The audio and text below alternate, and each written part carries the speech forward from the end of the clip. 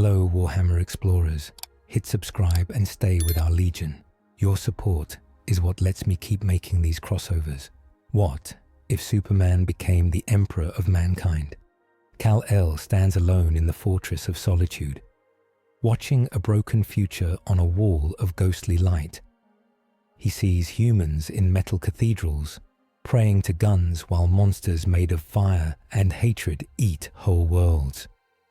A dying time traveler from that age whispers that this is the last light of mankind, and that only someone like him can break the cycle. In the heart of the fortress, Superman ties the Phantom Zone projector to a Kryptonian time drive and locks onto that distant nightmare galaxy, knowing it will anchor a piece of his soul to the storm between worlds. He smiles once, thinks of home, and steps into the white tear as it opens and drags him into Warhammer 40,000's far future. The sky over Hive Hell's Reach on the world of Armageddon splits like cheap glass, but there is no sound at first. Workers in the ash-choked streets look up from their labor fields as a line of fire cuts across the polluted clouds. Sirens begin to howl a moment later, long, mournful notes that every citizen knows. Orbital strike, incoming invasion, get underground or die where you stand. But the falling star is not a bomb, not at first, and it is not alone. In the command spire of Hell's Reach, Lord Marshal Helena Corder watches grainy pick feeds flicker and warp. Her hair is steel grey, her armour dark green with gold trim, the uniform of the Astra Militarum, the Imperial Guard, the main army of mankind. "Confirm object designation," she says, voice flat, eyes tired but sharp. "Unknown, my lady," a Vox officer answers. "Trajectory is non-ballistic. It's correcting mid-fall." High above, the star punches through the cloud layer and shows its true shape. A man, or something like one, hangs in the air, wrapped in a halo of flame and re-entry plasma. He wears blue and red, colors that do not belong on this world, and a long red cape whips behind him like a banner in a gale. On his chest, the stylized S of his house glows like a small sun. Below him, the ground erupts as a second wound opens. A great tear in reality yawns over the outer hab blocks, a purple-black rift bleeding demons into the city. They fall in packs, horn things with burning blades, insect swarms made of teeth, shadow hounds whose eyes run like ink. Citizens scream and scatter. The first row of ash farmers simply die, torn apart before they can even lift their arms. Superman hears it all. He hears the sirens, the screams, the Vox traffic in a dozen bands of crackling binaric and high Gothic. He hears the groan of the world's own atmosphere as the warp wound grows wider. His body is still hot from the transit. His nerves feel lined with static from the way the Phantom Zone scraped at him during the journey.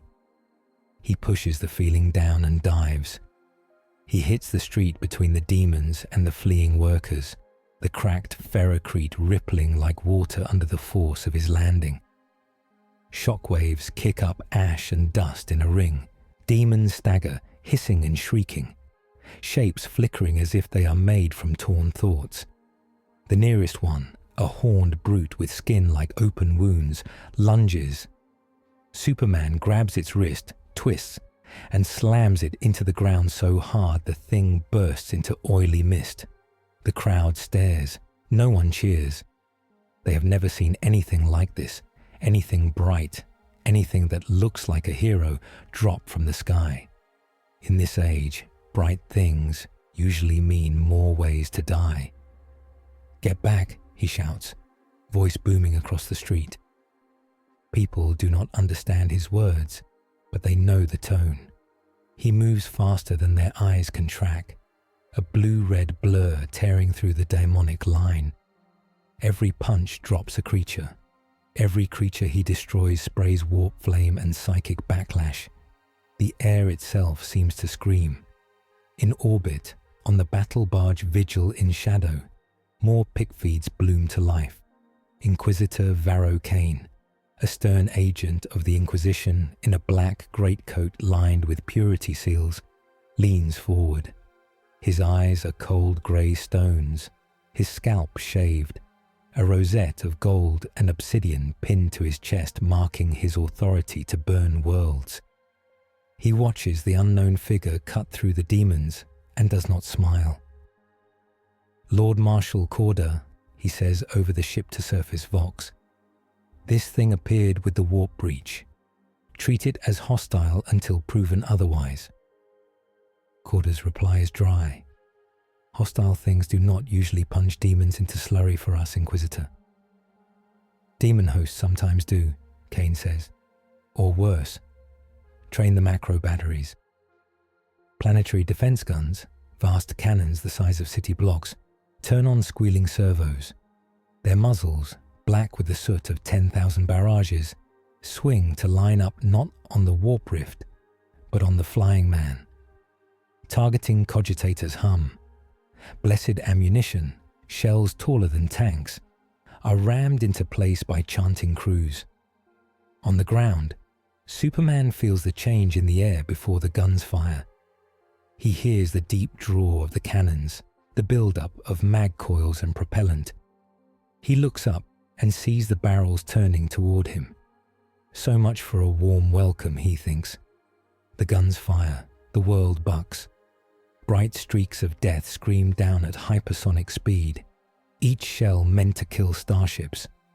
Superman launches himself into the air, meets the first shell halfway, and punches it. The impact is like a small sun going off. The shell detonates early, a rolling sphere of white-yellow flame. Shrapnel bigger than ground cars' fans, out in all directions. Superman throws himself into the path of the blast front, forcing his body to take the brunt. Metal knives claw at his skin, finally drawing lines of glowing red across it. He grits his teeth. Pain. He has not felt real pain from normal weapons in a long time. But the shells are not normal. Each fragment is etched with sigils, soaked in the prayers of 1,000,000 terrified workers, and backed by the full faith of a desperate world. Even, he feels it. He twists, kicks the second shell higher, letting it burst in the upper air. The third he catches and hurls sideways into the demonic mass. The explosion tears through the warp-spawned horde, erasing dozens in a wash of holy fire and shrapnel. Creatures howl and vanish as if a curtain is ripped away. "Cease fire," Corder snaps on the command net. Her knuckles are white on the edge of the hololithic table. "Whoever he is, he just saved us more ammunition than we own. Hold fire, damn you." Superman feels the shelling stop. He drops back to the street, breathing hard. The warp rift looms ahead of him, a vertical sea of screaming colors and wrong shadows. Demons still pour from it, fewer now, but endless if the breach stays open. He looks at it and knows in that strange way his mind always has, that it is like the Phantom Zone. Not the same, but a cousin. Another prison of twisted space where thought and matter get tangled. The portal that brought him here brushed against this place. Some of its rules may be close enough. He rises again, straight toward the wound in the sky. The air grows colder. Strange whispers scrape at his ears. Faces form in the warp tear, melting and reforming. His cape whips in winds that do not exist. He reaches both hands into the tear. It is like grabbing broken glass made of screams. The warp tries to push back, to slip around his fingers, to drag him in. He braces his feet on empty air and pulls. The wound shrieks, not with sound, but with pressure on every nerve. Demons pop like bubbles as the edges of the tear grind together. Purple fire bursts out and licks at his arms, scoring deep lines into his skin that hiss and glow. He feels something deeper than flesh burn, something tied to the phantom zone gate that brought him here. He roars and keeps pulling. The tear shrinks, shuddering, until it is no larger than a doorway, until it is a keyhole, until it is a thin crack in space, and then not even that. The warp scar snaps shut. The sudden silence is total. Superman hangs there panting, smoke rising from his arms. He looks down at the city, at the broken streets, and the dead and the living who stare up at him as if he is a new star. Codex note: the object later recorded as the Starborn One first manifests above Hive Hell's reach during the Third Armageddon War, closing an uncontained warp breach through raw physical force. He drops. His legs fold when he hits the ground. For a second, his vision blurs. He sees the fortress, hears the hum of Kryptonian machines, smells Earth air. Then it is gone, and he smells ash and promethium and fear. Medicae in white coats and flak armor move toward him with scanners and incense burners. They hesitate, unsure if they are allowed to touch something that just closed a warp tear. Helena Corda settles it by walking straight up, hand on the hilt of her power sword, boots crunching on broken glass and demon ichor. "Who are you?" she asks. She speaks High Gothic. He hears the meaning anyway. His ears pick up tone, rhythm, heartbeat. She is wary but grateful. She is more tired than he is. "Name's Superman," he says. The word feels strange here. "Kal-El of Krypton. I'm here to help." Inquisitor Varro Kane arrives a heartbeat later, descending from a Valkyrie gunship on a line of black cable. He lands light, coat swirling, a squad of stormtroopers in carapace armor fanning out behind him with practice speed. A psyker on a leash of rosaries and shock collars shuffles at his side, blindfolded, mouth sewn shut but still whispering. Kane looks at the ruined street, the dead demons, the scorched ground. He looks at Superman, at the red S, at the cape, at the way the air seems cleaner near him, though the city is a smog pit. "You came with the breach," Kane says. "You closed the breach. Convenient." Superman shrugs. "I caused some of it," he admits. "The crossing pulled on your warp." He tastes the word. "I used a gate in my own universe. It hooked into yours. I'll fix whatever I can." "You admit to creating an uncontained warp anomaly over a holy Imperial world?" Kane asks, voice soft. Stormtrooper's fingers tighten on trigger guards. The psyker jerks as if someone pulled his strings. Superman lifts his hand slowly, empty. "Yes," he says, "and I'll accept whatever judgment you have. But not before I've saved everyone I can." The words are simple, but the way he says them carries the weight of every world he has ever saved. Corda glances at Kane. Her jaw flexes. "We just watched him stop the demons with his bare hands," she says. "We need that." Kane's lips press thin. "We do not know what he is." "Test me," Superman says. He looks at the psyker. "If your magic can read hearts, read mine. Look for corruption. I will not resist." The psyker's blindfolded head snaps toward him as if pulled. Chains rattle, and a handler makes the sign of the Aquila, the double-headed eagle of the Imperium. "Careful," Kane warns. "If he is a warp entity, you could..." The psyker mutters faster. Invisible pressure wraps around Superman, a psychic hand touching his mind. For a moment, he feels again the cold, endless prison of the Phantom Zone, the despair of villains trapped forever. He remembers every time he chose mercy instead of killing. He remembers every time it cost him. The psyker screams, not in pain, but in shock. "Light," he rasps through sewn lips, blood seeping where the thread cuts. Not a demon, not a god. A man who thinks he is not allowed to fail. Then he collapses, smoke curling from his nose and ears. The stormtroopers flinch. Kane's eyes narrow. A dangerous kind of man, the Inquisitor says. Maybe, Superman says. But I'm what you have. Before Kane can answer, the sky cracks again. This time, it is not a warp tear, but a flare of blue-white energy that blossoms above the clouds. Vox units squeal as the ship-to-surface channels overload with noise. Lord Marshal, a voice cries from a chiming servo skull at Corder's belt. Orbital augers show a new anomaly. High orbit. It's expanding. Linked to the breach we just lost contact with. Something big is coming through the system's primary warp route. Kane turns to a nearby officer. Put it through, he orders. A hololithic display opens in the air, showing a rough projection of the system. A scar of churning color glows near the edge, the main warp route into Armageddon, the place where ships slide from the psychic sea into real space. The scar bulges. Shapes move in it, too large to be ships, too small to be stars. Translate Vox, Kane demands. Chanting filters through, carried on astropathic echo.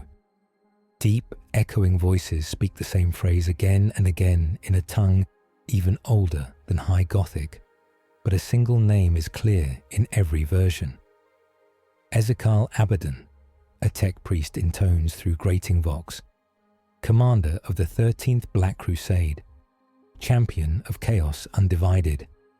His war fleet is entering real space on vector toward Armageddon. Corder's face hardens. The Black Crusades are legend, each one a galaxy-wide war. Armageddon has already burned 3 times in the Emperor's name. A 4th will break it. Superman watches the swirling scar on the display. He feels a cold weight in his chest. The Phantom Zone drive he used hooked into this warp. His arrival made a weakness here. Now, a tide of evil is using that same weak spot to pour into the system. That's on me, he says quietly. No, Corder snaps. That's on them. Kane looks at him. But they are using you, or the shadow of your arrival. Either way, you are now part of this war, Starborn. Superman straightens. Then we fight, he says. Not just to hold this world, but to fix the hole I made and stop whatever is coming through it. Corder nods. Then welcome to the Imperium of Man, Superman. You picked a bad day to visit. She looks up at the sky, where ships like cathedral-top daggers move into new positions. We will need a plan. Up to now, Superman has crashed into a war-torn future, closed a warp breach over Armageddon, and drawn the eye of both grateful generals and wary inquisitors, while his very arrival has opened the door for a new Black Crusade led by Abaddon. The War Council chamber aboard the battle barge Gloria Solis smells of oil, incense, and old sweat. The ceiling is a vaulted arch painted with crude images of the Emperor burning devils with beams from his eyes. Servitors, half-machine slaves, shuffle along the walls and adjust glowing hololithic projectors. In the center, a spinning star map shows the Armageddon system and the swelling warp scar at its edge. Lord Marshal Corder stands at one side of the table, Inquisitor Kane at the other. Between them are officers of the Astra Militarum, hard-eyed men and women in battered uniforms. Tech priests of the Adeptus Mechanicus, robed figures with metal limbs and glowing eyes. And towering Astartes, Space Marines. The Space Marines are giants in power armor the size of small cars, gene-forged warrior monks made to fight the worst wars of mankind. One of them, Chaplain Esteban of the Black Templars, stands like a living statue in black armor edged with white. A skull helm hides his face. Chains and purity seals hang from his chest.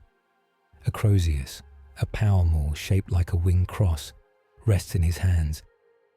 Superman stands opposite him, taller even than the Space Marine, but less massive, without armor. He feels every pair of eyes on him. The Black Crusade will hit the system in days, maybe hours, Corda says, gesturing to the map. Abaddon brings traitor Astartes, corrupted ships, demonic allies, everything he can throw. Armageddon has held off hive fleets and Gazgul's greenskins, but this is different. The warp route is already weak. If they break us here, the scar widens. They get a straight road toward Terra itself. Holy Terra, a priest murmurs, making the sign of the Aquila. The thought of Chaos fleets coming within striking range of the throne world is enough to make everyone in the room tense. Then we cannot let him take this world, Superman says. His voice is steady, but inside he feels the weight of 1,000 worlds he has never seen. If we must, we move civilians, we redeploy. Inquisitor Kane cuts him off. There are 12 billion souls on Armageddon, he says. Many bound to war factories, many in hive levels we cannot even map. We do not move Armageddon. We hold it, or we burn it, so the enemy cannot use it. Superman looks at him. You burn whole planets? When needed, Kane says. No pride, no shame, just fact. The Astartes call it Exterminatus. We call it the Emperor's final mercy. Better ash than slavery to the dark gods. Chaplain Esteban's Vox grill crackles. The Black Templars do not run, he says. We will take the fight to the heretics. We will board their ships. We will cut their hearts out and offer them to the Emperor. Superman looks around the table. He sees people who have only ever known this kind of war. People who have grown up under a silent emperor strapped to a life support throne, worshipped more as a distant son than a person. I came to stop this future, he says. Not to watch more worlds burn. I can fight in space. I can stand between your ships and theirs. Your guardsmen can hold the ground if the sky is clear. Corda studies him. How long can you fight in vacuum? She asks. As long as I have a star, he says simply. As long as I can see the sun. A tech priest clicks and whirs, vocalizer buzzing. The Star Soul is a Class G main sequence, he intones. Energy output, stable, blessed. Calculations suggest these assets, biology converts stellar radiation into superhuman capability. Fascinating. Hair tech levels of fascinating. Kane gives the priest a warning look. We do not call him an acid in front of him, Magos, he says. The tech priest bows, gears whining. Corda nods slowly. All right, Superman. We deploy you as a single-man void interceptor. We redeploy fleet squadrons to maximize your killing lanes. The Black Templars and other Astartes will spearhead boarding actions. The guard will hold the hives. She looks at the map. If we punch Abaddon in the mouth hard enough at the edge of the system, maybe we keep this to one war zone instead of a dozen. Superman feels a flicker of grim hope. I can live with that, he says. The first clash comes sooner than anyone expects. Abaddon's vanguard ships boil out of the warp scar in a furious storm of demonic lightning and warp light. Corrupted cruisers, their hulls covered in screaming faces and twisted icons, charge straight for the outermost picket line of Imperial ships. Superman hangs in space ahead of them, just beyond the leading cruisers, Cape drifting like a banner in a solar wind that does not exist. Stars burn all around. The sun of Armageddon's system, a fat yellow-white disk, pumps power into his cells. The first Chaos ship opens fire, beams of sickly green lace and clouds of torpedoes streaking toward him. He listens for the screams inside the ships, but hears only howls of rage and joy. There are no innocents on those bridges, only killers who chose this. He moves. He streaks through space like a lance of blue light. Torpedoes detonate as he rips through them, their warheads going off in harmless flashes. Beams that would split armored hulls wash over him, burning lines across his suit, pushing him back but not stopping him. He hits the first cruiser head on. Adamantium plates crumple. He drives both fists into the prow, muscles straining, and pushes. The ship's engines flare as demon minds inside realize something is wrong, but it is too late. Superman shoves, and the cruiser slews off course, slamming into a second ship. The two vessels scrape together, hulls tearing, internal reactors going critical. From the command throne of the Gloria Solis, Corda watches through a wall of projections. "Shear him into that second line, Superman," she mutters under her breath. "He's already doing it," Kane says softly, surprised despite himself. The twin explosion is silent in space, but loud in her auspex. Whole sections of the Chaos Line flicker and wink out. Where there were 8 Vanguard ships, there are now 5. Superman does not stop. He grabs a Lance battery turret the size of a cathedral and tears it free, swinging it like a club into another ship's broadside. He dives through a row of launch bays, ripping apart fighter craft before they can launch. He slams his body into a demon, engine the size of a small moon, grappling it and twisting until its spine breaks and warp fire bleeds into void. But every motion costs him. Warp-laced weapons hit him again and again. Some slide off like rain. Others bite. A torpedo marked with Khorne's bloody sigil detonates almost in his face. He feels one of his ribs crack. Black lightning from a sorcerer's staff crawls over his skin, whispering promises of endless war. He snarls and burns it away with heat vision, his eyes twin beams of focused solar fire. Meanwhile, the Imperial Navy's ships take advantage of the chaos he makes. Gunships and carriers surge forward, macro cannons hammering, torpedoes streaming out like angry fish. Black Templar strike cruisers cut in, launching boarding torpedoes, armored coffins full of space marines and explosives, into the flanks of Chaos vessels. An iconic 40K moment unfolds as a line of Imperial Guard ships, tiny compared to the massive war barges, holds formation under hellish fire. Their hulls glow with returning hits, void shields flare and buckle, but they keep firing. On every bridge, someone prays. On every gun deck, someone screams the Emperor's name and keeps loading shells.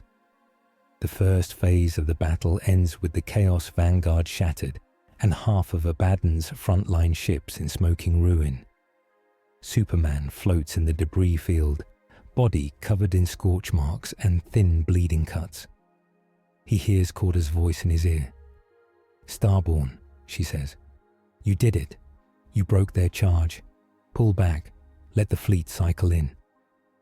He looks at the remaining ships. He knows he could go after more. He also knows the sun feels a little dimmer. Or maybe that is just his own fatigue. "Copy," he says, and turns back toward the Imperial line. On the Gloria Solis, the War Council gathers again, this time over a map filled with more green symbols than red. The mood is tense but better. People are still alive who would not have been. "This is not a victory yet," Inquisitor Kane says. "Abaddon will not have thrown everything in his first wave. He is not a fool. But we proved we can hold the line with Superman in the void," Corda answers. "And that matters. It gives the hives below a chance to survive the bombardment that does get through." A junior officer, his face still streaked with ash, speaks up. "Reports from the hives say people are talking, my lady. They saw him on the pict feeds. They're calling him a living saint. Some say the Emperor walks again." Chaplain Esteban's helmet turns towards Superman. "The Emperor is on Terra upon the golden throne," the Space Marine intones. He does not walk. He does not need to walk. We walk for him. But there is a note of challenge there, as if inviting Superman to disagree. Superman does not. Whatever your emperor is, he says, I'm not him. I'm just a man trying to do the right thing. Just a man who flies through the void and rips warships apart, Kane says. There is nothing just about you. The council shifts to new matters. Abaddon's main fleet is still in the warp scar, swelling like a storm.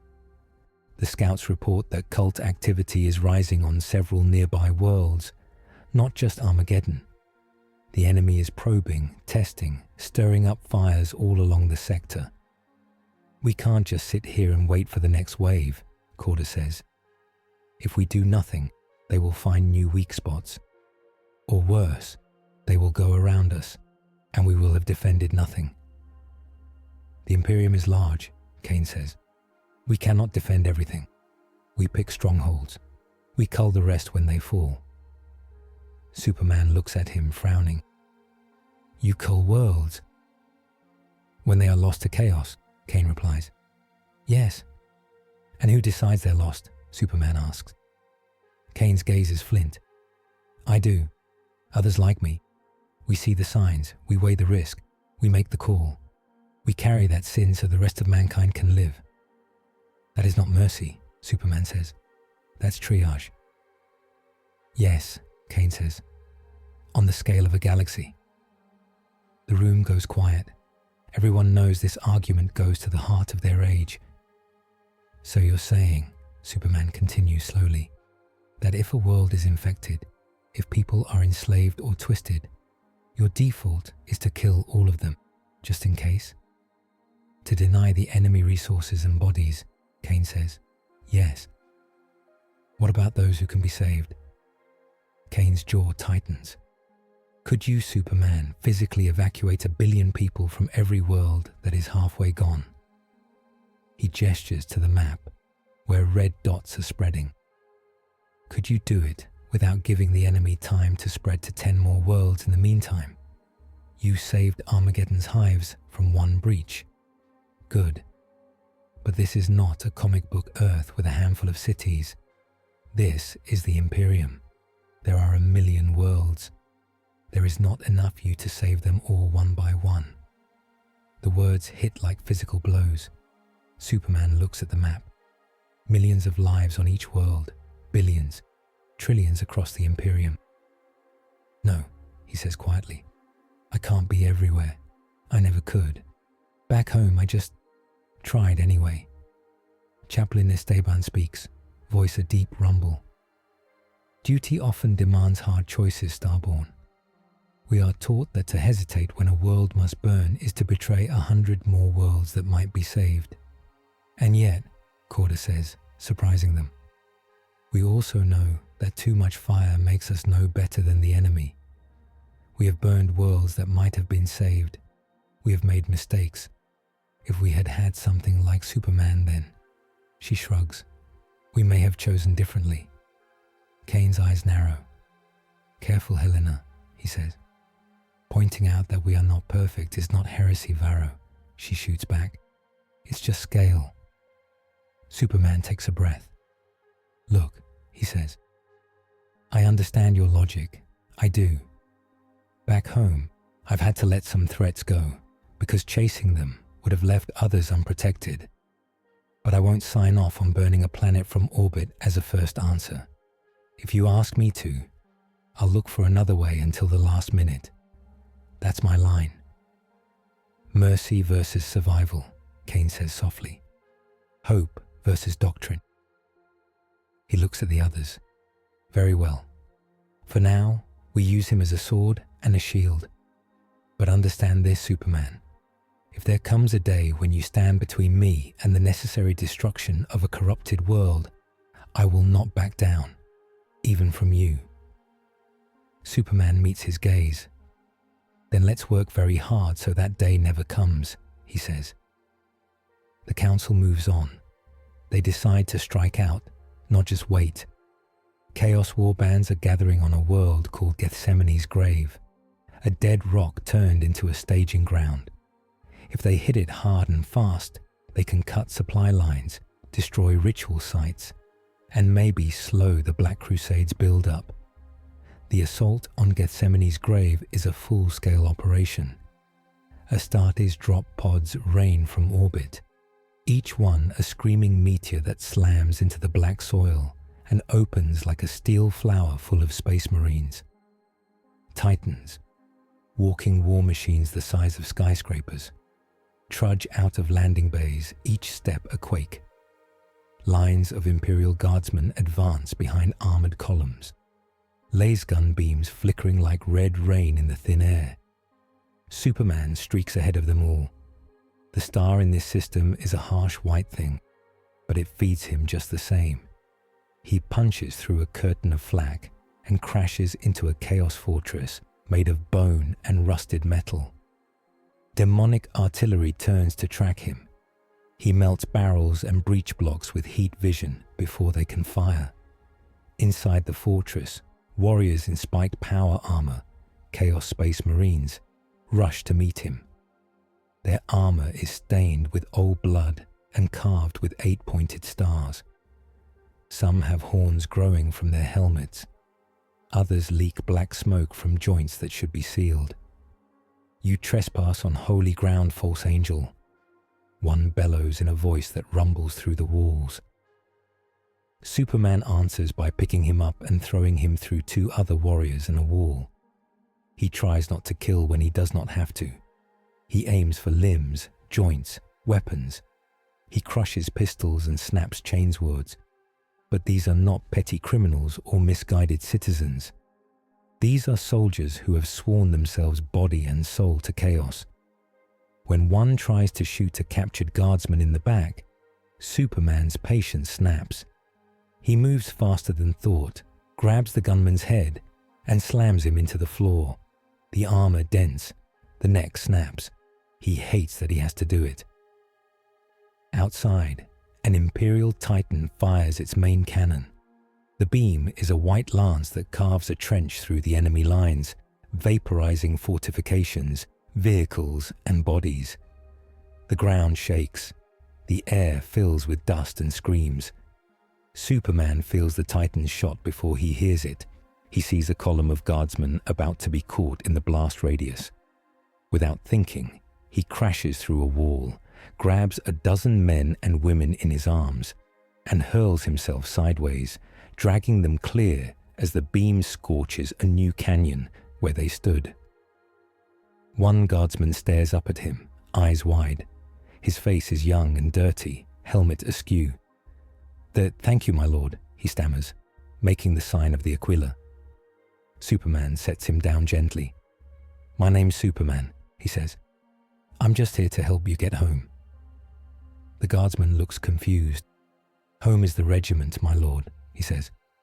"If any of us live that long." By the end of the day, Gethsemane's grave is a smashed ruin. Chaos banners burn. Ritual circles are torn up. Warp altars lie in shattered heaps. The operation is, by the Imperium standards, a clean success. But the cost is still high. Thousands of guardsmen lie dead. A Titan fell when a demonic beast came up from under the ground and tore its legs off. Superman killed the beast, but not fast enough to save the crew. At the after-action review, the debate returns harder. Kane points at casualty numbers and maps of spreading cult signs. "We hit one world," he says. 3 others went bad while we were away. Our strength is not infinite. The enemy is testing your limits, Superman. They're watching how far you can stretch." "Maybe," Superman says. He rubs his temples. The warp hurts in ways his old foes never did. "But we saved one world. We broke their staging ground." "Temporary," Kane says. "The ruins will still stink of chaos for centuries. We may have to burn it anyway." Corda cuts in. "Even if we do, we bought time," she says. "Time for better choices on other worlds. Maybe for once, The guard gets to do more than die buying someone else a retreat. Chaplain Esteban nods once. The Astartes saw valor in this fight, he says. Your way of war is different, Superman. You leap where we would march. You shield where we would strike. It is not the Templar way, but I cannot deny the results. Superman should feel better. Instead, he feels something else. A prickle on his skin, as if someone has just turned the sun down a notch. An alarm shrieks through the chamber. Servitors jerk, data cables whipping. The star map flares as one particular system, Kal-El Prime, brightens in sickly red. What now? Corda snaps. A Magos leans in, mechadendrites clicking. Unscheduled stellar fluctuation, he says. The star of Kal-El is shifting spectrum. Radiant output increasing in red bands, decreasing in others. Pattern not natural. Extensive warp interference. Kane's gaze cuts to Superman. Red bands, he repeats softly. Superman feels his heart drop. On Krypton, under a red sun, his people were just people. I need to be there, Superman says. He does not wait for permission. He is already in motion, leaving the chamber, heading for an airlock. The transit to Kal-El is a blur. Warp engines howl. Navigators, mutant pilots bred to sea in the warp, steer the ship through the storm. Superman does not like the warp. It feels wrong, like the Phantom Zone, but full of teeth instead of ghosts. He stands in a chapel and listens to guardsmen pray to a golden corpse he has not yet seen. When they break back into real space, the sight of Kal-El steals his breath. The star is wrong. It should be a calm yellow disk. Instead, it burns deep red, edges crawling with black lightning that snakes out into space like roots. The light that falls on the planet below is harsh and bloody. Superman feels heavy. It is not as bad as a true Kryptonian red sun. This is a twisted imitation, a warp-tainted filter. But his strength is less. His muscles feel like they are carrying extra weight. His hearing is a little dull. His flight is just a bit slower. On the planet, chaos cults riot in the streets. They scream prayers to dark gods as they paint 8-pointed stars on temple walls. A new symbol joins theirs. A burning red circle like a sun, with a jagged spear driven through it. Superman dives. He can still fly, still punch holes in tanks, still melt guns. But he notices every time someone gets close with a lucky hit.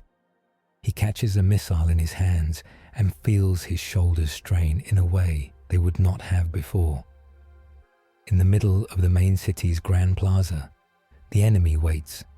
A towering figure in Baroque armor stands on a pile of broken statues, a halo of red fire crackling behind him. Bat-like wings made of warp flame stretch from his back. His eyes are burning pits. I am Demon Prince Maledictus, the creature booms, voice shaking windows. Chosen of chaos undivided, herald of the red sun. He points a spear at Superman.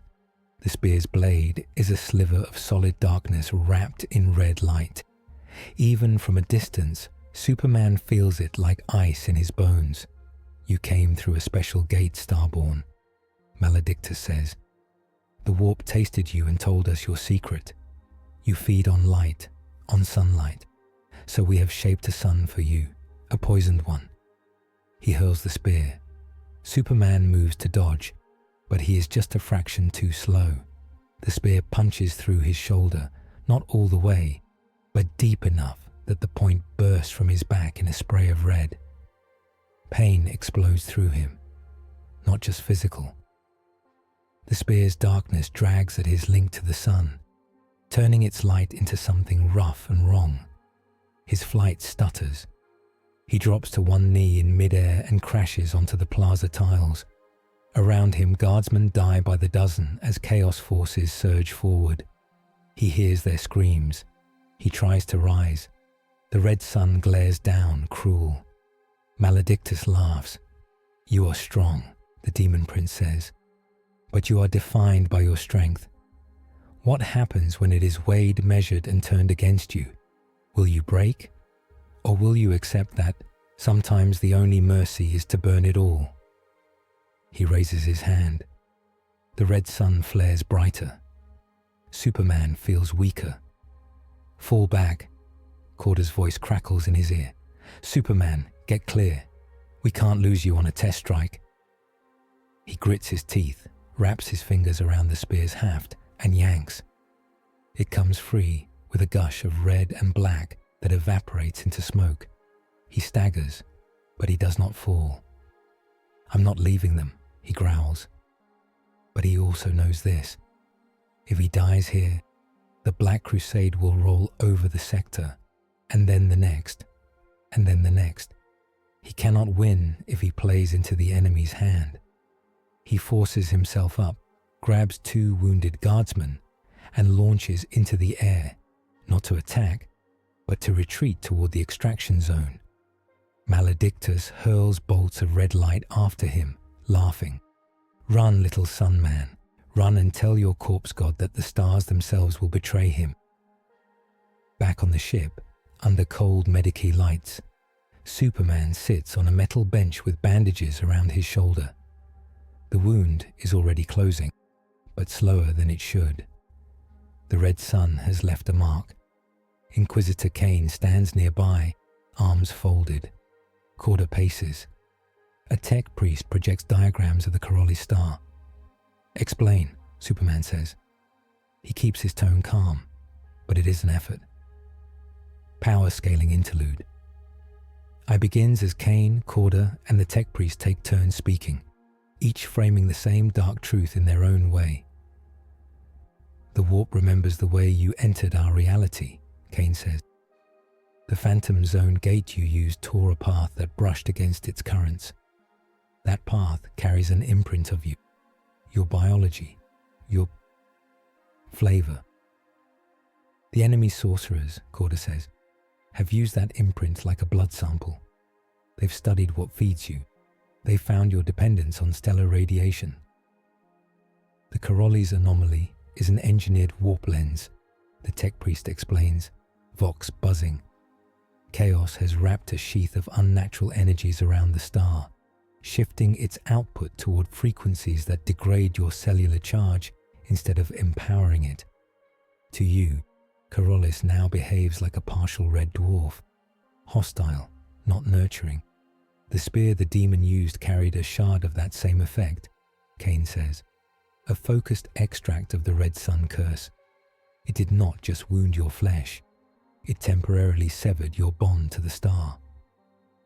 As they refine this weapon, the tech priest finishes, they will be able to shape localized null zones, bubbles of hostile light, even under other stars. They can, in theory, strip you of your advantage wherever they can project the warp strongly enough. Superman listens, jaw clenched. He understands now how this universe fights, not by trading punches, but by trying to break what makes you you. "So every time I use the path that brought me here," he says slowly, "they learn more, they twist it more." "Yes," Kane says, "and they will keep doing it until they can pin you down like any other target." Superman looks at the tactical map. The Black Crusade is still coming. Now it has a personal knife aimed at his heart. "Then we change the rules," he says quietly. "We stop thinking like I'm invincible, and we start planning like I'm just another soldier who can bleed." Up to now, Superman has fought in the void, broken a chaos vanguard, and hit a staging world, only to learn that the enemy can poison his very source of strength and turn stars into traps built just for him. The map room is darker this time. The hololithic stars are dim, their light tinted red by data overlays. Lines of threat vectors, warp currents, and crusade paths crisscross the void like scars. Inquisitor Kane points at the Kal-El system. It glows a sick, pulsing red. Demon Prince Maledictus has turned Kal-El into more than a raid, he says. It is a workshop. He's shaping this red sun weapon. Each time he tests it on you, he learns more. Corda folds her arms. Her face is tired but hard. We tried a long-range bombardment, she says. Ordinary fleet actions do nothing. Our shells reach the planet, but the star stays wrong. Our psykers cannot get close. Their heads burst if they look at the sun too long. Amargos clicks and hums. Standard counters fail because the enemy has bound their work to a stellar mass, the tech priest says. Any attempt to destroy the star outright will create a warp storm beyond current estimates. The Armageddon route will widen. The Black Crusade will walk to terror on a bridge of fire. Kane sweeps his hand across the map. Abaddon's goal is clear, he says. He wants a stable corridor from the eye of terror to the heart of the Imperium. He wants to reach terror.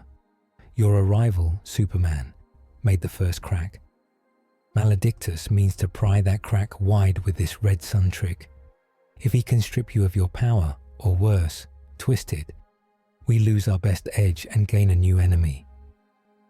Superman stares at the red star icon. He feels the phantom ache in his shoulder, where the spear went through. So what's their plan? He asks. Use the Kal-El star to keep me weak, then throw everything at Armageddon while I'm busy limping there. Not quite, Kane says. Interrogated cultists speak of a ritual called the Binding of the Starborn. They mean to pull you apart. One half of you stays in real space. The other half is dragged into the warp and nailed there as a beacon. They want to turn you into a living bridge, a door forever open between their madness and our reality. Superman feels his mouth go dry. He remembers the Phantom Zone. He remembers faces pressed against crystal walls, trapped forever, half there and half not. Can they do that? He asks. Kane does not answer at once. It is Corda who speaks. If we let them finish, she says, we have to act like they can. We cannot risk finding out the hard way. So what are our choices? Superman asks. Kane points again at Kal-El. Option 1, he says. We treat Kal-El as lost. We pull back the fleet. We plan to burn the whole system from a distance, warp storm or not, and hope the damage is less than letting this ritual finish. We sacrifice one world and everyone on it. Superman shakes his head at once. You know what I'll say to that. Option 2, Kane continues, as if he has not heard. We try to hit the ritual site directly. A small strike force. You, Starborn, as the spear. Astartes as your shield. If you kill Maledictus and smash his altar, there is a chance this whole red sun trick collapses, but you will be deep inside his field. He will have shaped every inch of that place to hurt you. Corda looks at Superman. There are no safe options, she says. But option 2 lets us decide how many people we lose. Option 1 kills millions for sure. Option 2 might kill less, or more if it fails. Superman nods slowly. You said I should plan like I can bleed, he says. Fine, then send me. Send your best with me. We go in fast, hit hard, break his toy before he finishes building it. Kane studies him. You understand that if you fall there, the Inquisitor says, we do not retrieve you. If Maledictus captures you alive, or in some half-state, my duty is clear. I will order Kal-El destroyed, even if it tears the warp open. Superman does not look away. If it comes to that, he says, do what you have to do. But I'm not going there to die. I'm going there to win. Chaplain Esteban steps forward. The Black Templars will ride with you, he says. We have crusaded under black suns before. We know how to fight in cursed light. Corda nods once. Then it's settled, she says. Target, Kal-El. Objective: kill demon Prince Maledictus. Destroy the Red Sun altar. Break the binding of the Starborn before it binds. The strike cruiser knives through the warp like a blade of prayer and steel. Inside, the air tastes of incense and recycled sweat. Gothic arches rise over narrow halls. Chapel alcoves hold statues of the Emperor trampling demons. Superman walks past rows of kneeling space marines. They chant litanies in deep, steady voices, chains rattling on their armor. Chaplain Esteban moves among them, tapping helms with his crozius, blessing each warrior. At the end of the row, Esteban stops beside Superman. "You walk without armor, Starborn," the chaplain says, "yet you go where even Astartes fear to tread." Superman looks down at his scorched suit. "I've worn armor before," he says. "It slows me down, and I like them to see my face, to know I'm not hiding." "A good thought," Esteban says. "But remember that sometimes a helm is not a mask. Sometimes it is a skull we choose to show the enemy, so they know our death means nothing to us." Superman thinks of his own symbol, the S. Back home it means hope. Here he has already seen it painted on walls as if it is a holy sigil. "What do your men think of me?" he asks. "Truly." Esteban's skull helm tilts. "Some think you are a sign," he says. "A living saint, perhaps. Some think you are a test, sent by the Emperor to see if we still know his will. A few fear you are a trick of the warp. I think you are a man who has not yet learned how heavy a whole species can be." "I've carried worlds before," Superman says quietly. "On my back, in my mind." "Yes," Esteban says. "And you are still young by our standards. The Emperor has sat in one spot for 10,000 years and felt every prayer. If you walk his path, your back will never be straight again." Superman says nothing to that. He is not sure he wants to think about it. They reach the forward chapel, where a simple iron aquila hangs over a small altar. Servitors tend rows of candles. A lone guardsman kneels there, hands clasped, whispering fast, nervous prayers. He glances up and sees Superman. His eyes widen. He bows his head low. "Forgive me, my lord," he stammers. "I did not expect—" "Don't bow," Superman says. He kneels beside the man so they are at the same level. "What's your name?" "Radek, my lord," the guardsman says. "Radek Vaughn, 13th Corollis PDF. They pulled us out when the star changed. The others, my family is still there." Superman feels a twist in his chest. "We're going back," he says. "We're going to try to fix it. That's why I'm here." Radek nods, tears in his eyes. "My boy is 10, he whispers. "He thinks the Emperor is a story. He never saw a miracle. If you can't save him, just make sure chaos doesn't get him." Superman wants to promise. He does not. He puts a hand on Radek's shoulder instead. "I'll do everything I can," he says. "That's all I can ever promise." Corollis hangs ahead of them, half in shadow under its red star. The cruiser breaks warp with a shudder. Geller fields crackling as demons claw at the hull and are thrown off. The moment they are in real space, Superman feels the change. The star's light washes over him like dirty water. His muscles feel heavy. The old spear wound flares, thin red cracks glowing under his skin like veins of hot metal. In the lower atmosphere, a black structure rises from the surface of Corollis. It is a tower made of fused glass and bone, reaching almost into the edge of space. At its top, a wide disc catches the red light and focuses it into a beam that stabs back up at the star. "That is the altar," the Mago says over Vox, "the red sun focus. And that," Kane adds, "is where Maledictus waits." Drop pods slam out of the cruiser's launch bays. They howl through the thin air, burn and slam into the upper levels of the tower. Each pod bursts open with a flower of explosive bolts, spilling space marines into fire and smoke. Superman flies beside them, pushing through the red light, teeth clenched. Every second in this sky hurts. Every breath tastes like iron. Chaos forces rise to meet them. Winged demons made of fire and smoke. Warp-mutated warriors strapped to jump packs, trailing chains and screaming prayers.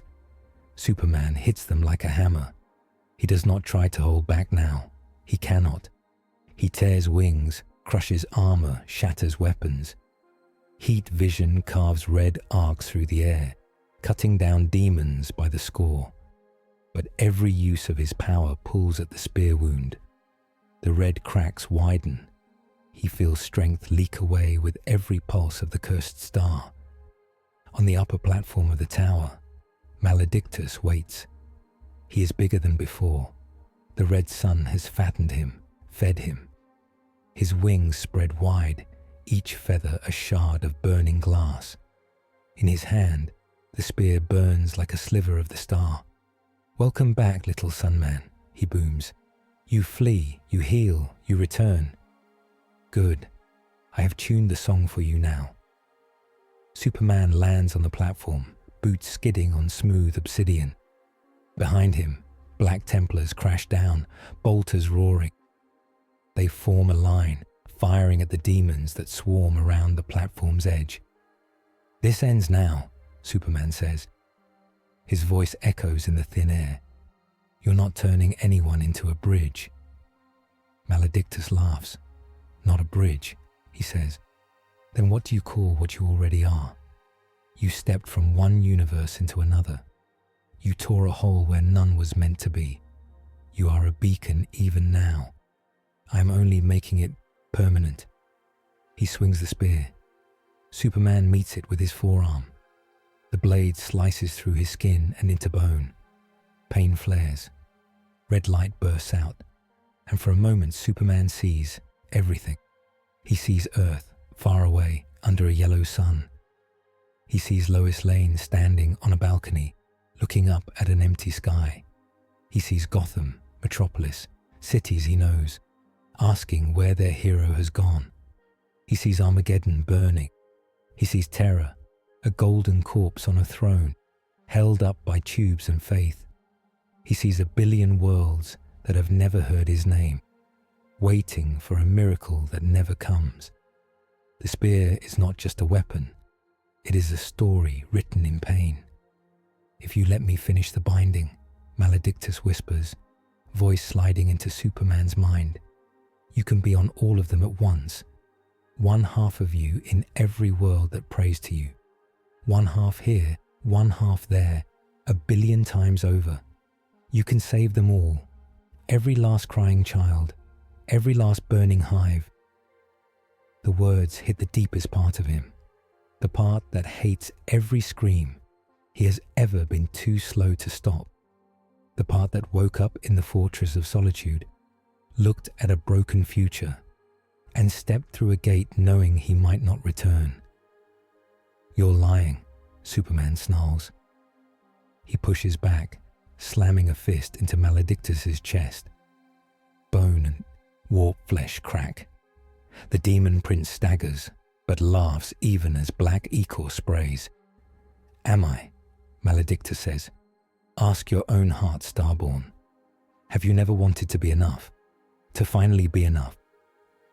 The fight becomes a blur of blows and flame. Maledictus hammers him with the spear, each strike ripping more red cracks across Superman's skin. Superman counters with fists, elbows, heat vision, smashing the demon across the disc, cracking the altar's surface. Below, the tower groans. Blocks of obsidian slide, shift, fall. Black Templars lock shields and push back demons even as the platform tilts. Superman tries to fly and feels his power falter. He falls to one knee. The spear's tip presses under his chin. "You cannot win in my sky," Maledictus says softly. "The red sun is my hand. This altar is my heart, But you do not have to lose either. Let me drive this spear all the way through you. Let it carry half of you into the warp. You will suffer, yes, but only one copy of you will feel it. The others, spread across 1,000,000 worlds, will be gods. Superman sees it. For a heartbeat, he sees a Warhammer galaxy with a Superman on every world. No child ever lost. No war ever unwatched. He sees peace imposed at fist point. He sees whole cultures bent to his will for their own good. He hears Cain's voice. There is not enough you to save them all one by one. He hears Radek's plea. Just make sure chaos doesn't get him. He looks at the spear, at his hands, at the Black Templars around him still fighting even as the platform cracks, at a sky full of red light that hates him. No, he says. The word is quiet, but it cuts. Maledictus snarls. Then die pointless, the demon spits. The spear drives down. Superman surges up to meet it, not with his hands, but with his whole body. He grabs the haft, pulls it in, and shoves the blade through his own chest. Light bursts out. Not just red this time. Yellow, blue, white. Colors from another star, another universe. For a heartbeat, the phantom zone and the warp touch. Superman screams. He reaches down the path that brought him here, the gate he built, the sole anchor he used to cross. He pours the red sun poison into it, using himself as a conduit. The phantom zone howls, the warp shrieks, the path between universes buckles, twists, and then locks shut. The spear shatters. Maledictus staggers back, roaring, as the connection he built to Superman's nature breaks. The red light around the star flickers. The altar disk cracks in a web. But the cost is terrible. A shockwave blasts out from the tower. Across Kal-El's, cultists and civilians alike fall to their knees, clutching their heads as a psychic scream rips through their minds. Some never get up. The star flares, then dims, shedding its red skin like a snake. For a moment, it is normal again. Then the warp around it boils, angry and wild. On the platform, Superman falls. There is a hole in his chest that is not a hole. The flesh is already closing, but deeper than flesh, something is gone. He cannot feel the path home anymore. Earth is not just far, it is unreachable, locked behind a door that no longer exists. Maledictus staggers to the edge of the altar. His wings are tattered. His form flickers. You broke my toy, the demon prince wheezes. But you broke your own more. You are trapped now, Starborn. This is your only universe. This war is your only life. He lunges. Superman, half conscious, meets him with one last punch. It is clumsy but full of everything left. Maledictus's head snaps back. His body bursts into warp fire. As he dissolves, his voice echoes. I will come back, he hisses. Demons always do. And next time, I won't need a sun to hurt you. Your own worship will be enough. He's gone. The tower begins to collapse. Chaplain Esteban grabs Superman's arm, pulling him up with inhuman strength. Templars, he roars. Fall back. The objective is complete. We leave this cursed rock to its fate. Dropships scream down through falling debris. Black armored giants drag wounded brothers aboard. Superman, barely able to stand, helps haul a marine whose legs are gone. Behind them, Kal-El cracks. The warp storm around the star surges. Lightning reaches down, slamming into the planet. Land masses split. Oceans boil. From orbit, Cain watches the feed with a stone face. There is no saving this world now, he says. The altar is gone, but the storm will eat Kal-El's whole. We mark it Exterminatus in all but name. He closes his eyes for 1 second. I pray some souls heard the Starborn One before the end.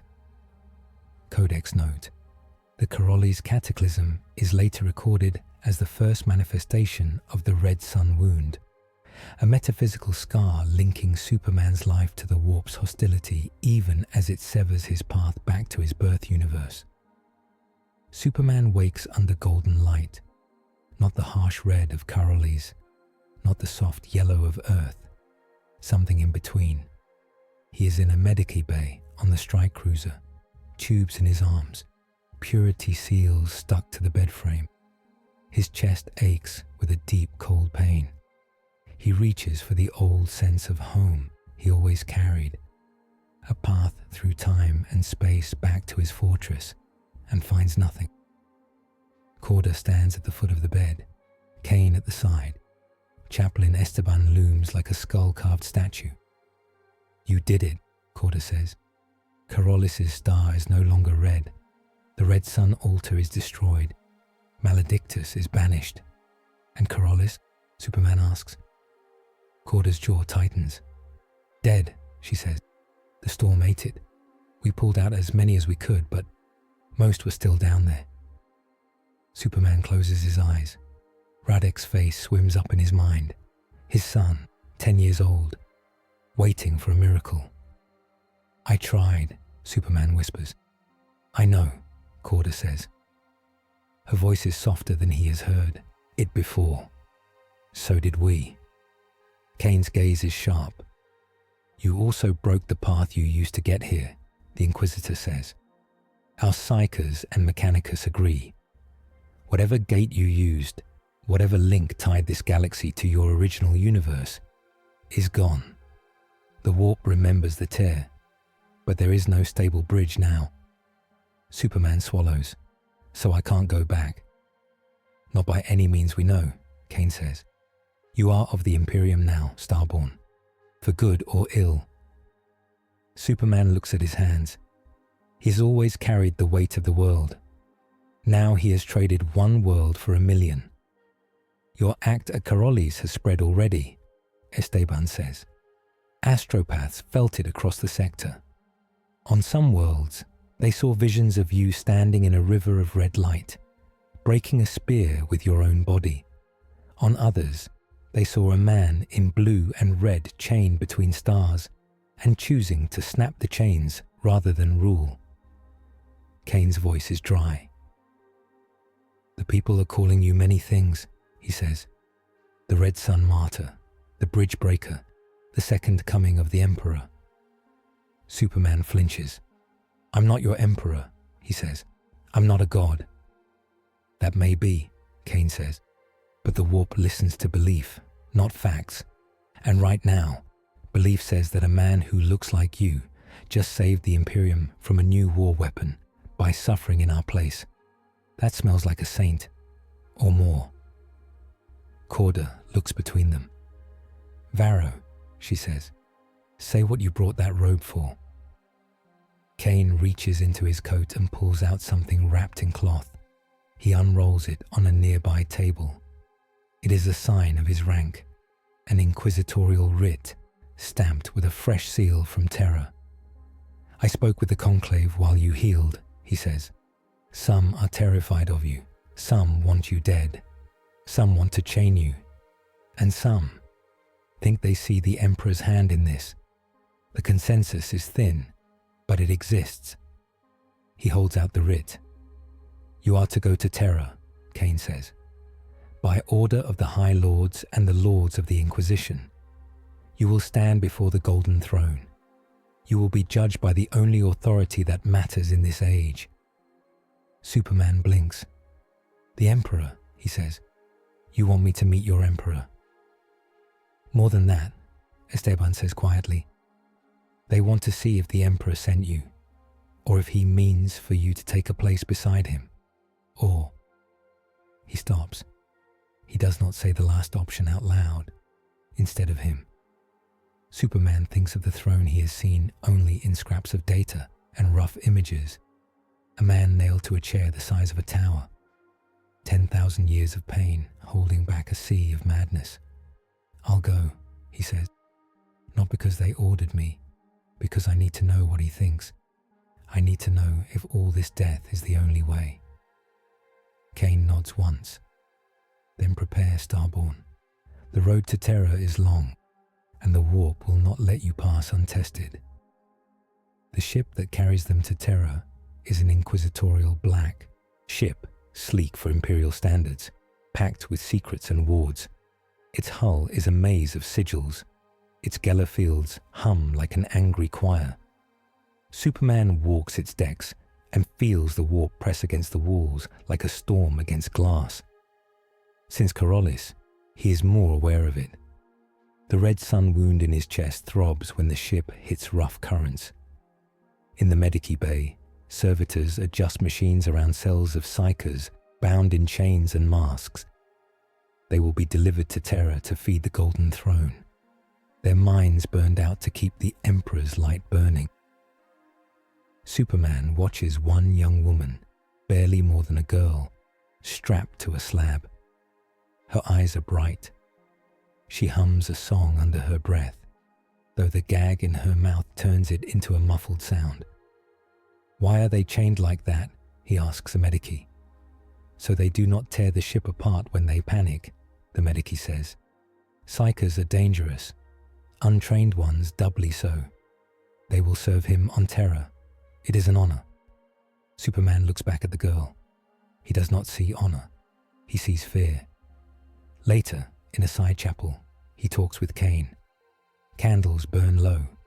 A small hollow of the Aquila glows above a simple altar. Back on my world, Superman says, we have prisons. We have death rows. We have bad choices.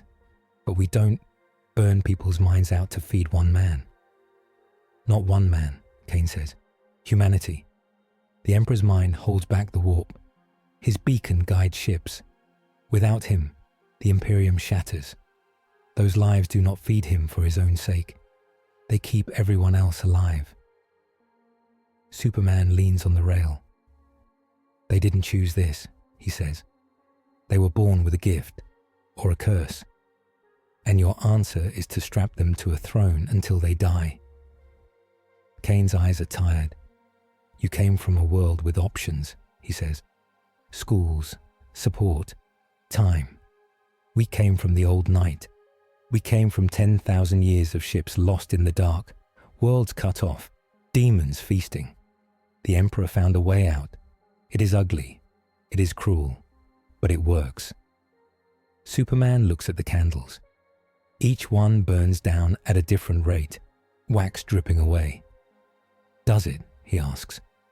Because from where I'm standing, the warp is still right there, scratching at our door. Yes, Kane says. And yet this ship is not a screaming ruin. That is what working looks like here. They sit in silence for a moment. Then Superman speaks again. If I find another way, he says, something that doesn't need a throne of dead psykers, would you help me push for it? Or would you call it heresy? Kane's lips twitch. For now, he says, I would call it hope. But hope without proof is dangerous in this age. Show me your other way, Starborn. Then we will see if the Imperium can stand it. They are 4 days into the warp when it happens. The ship shudders. Alarms blare. Lights change from white to blood red.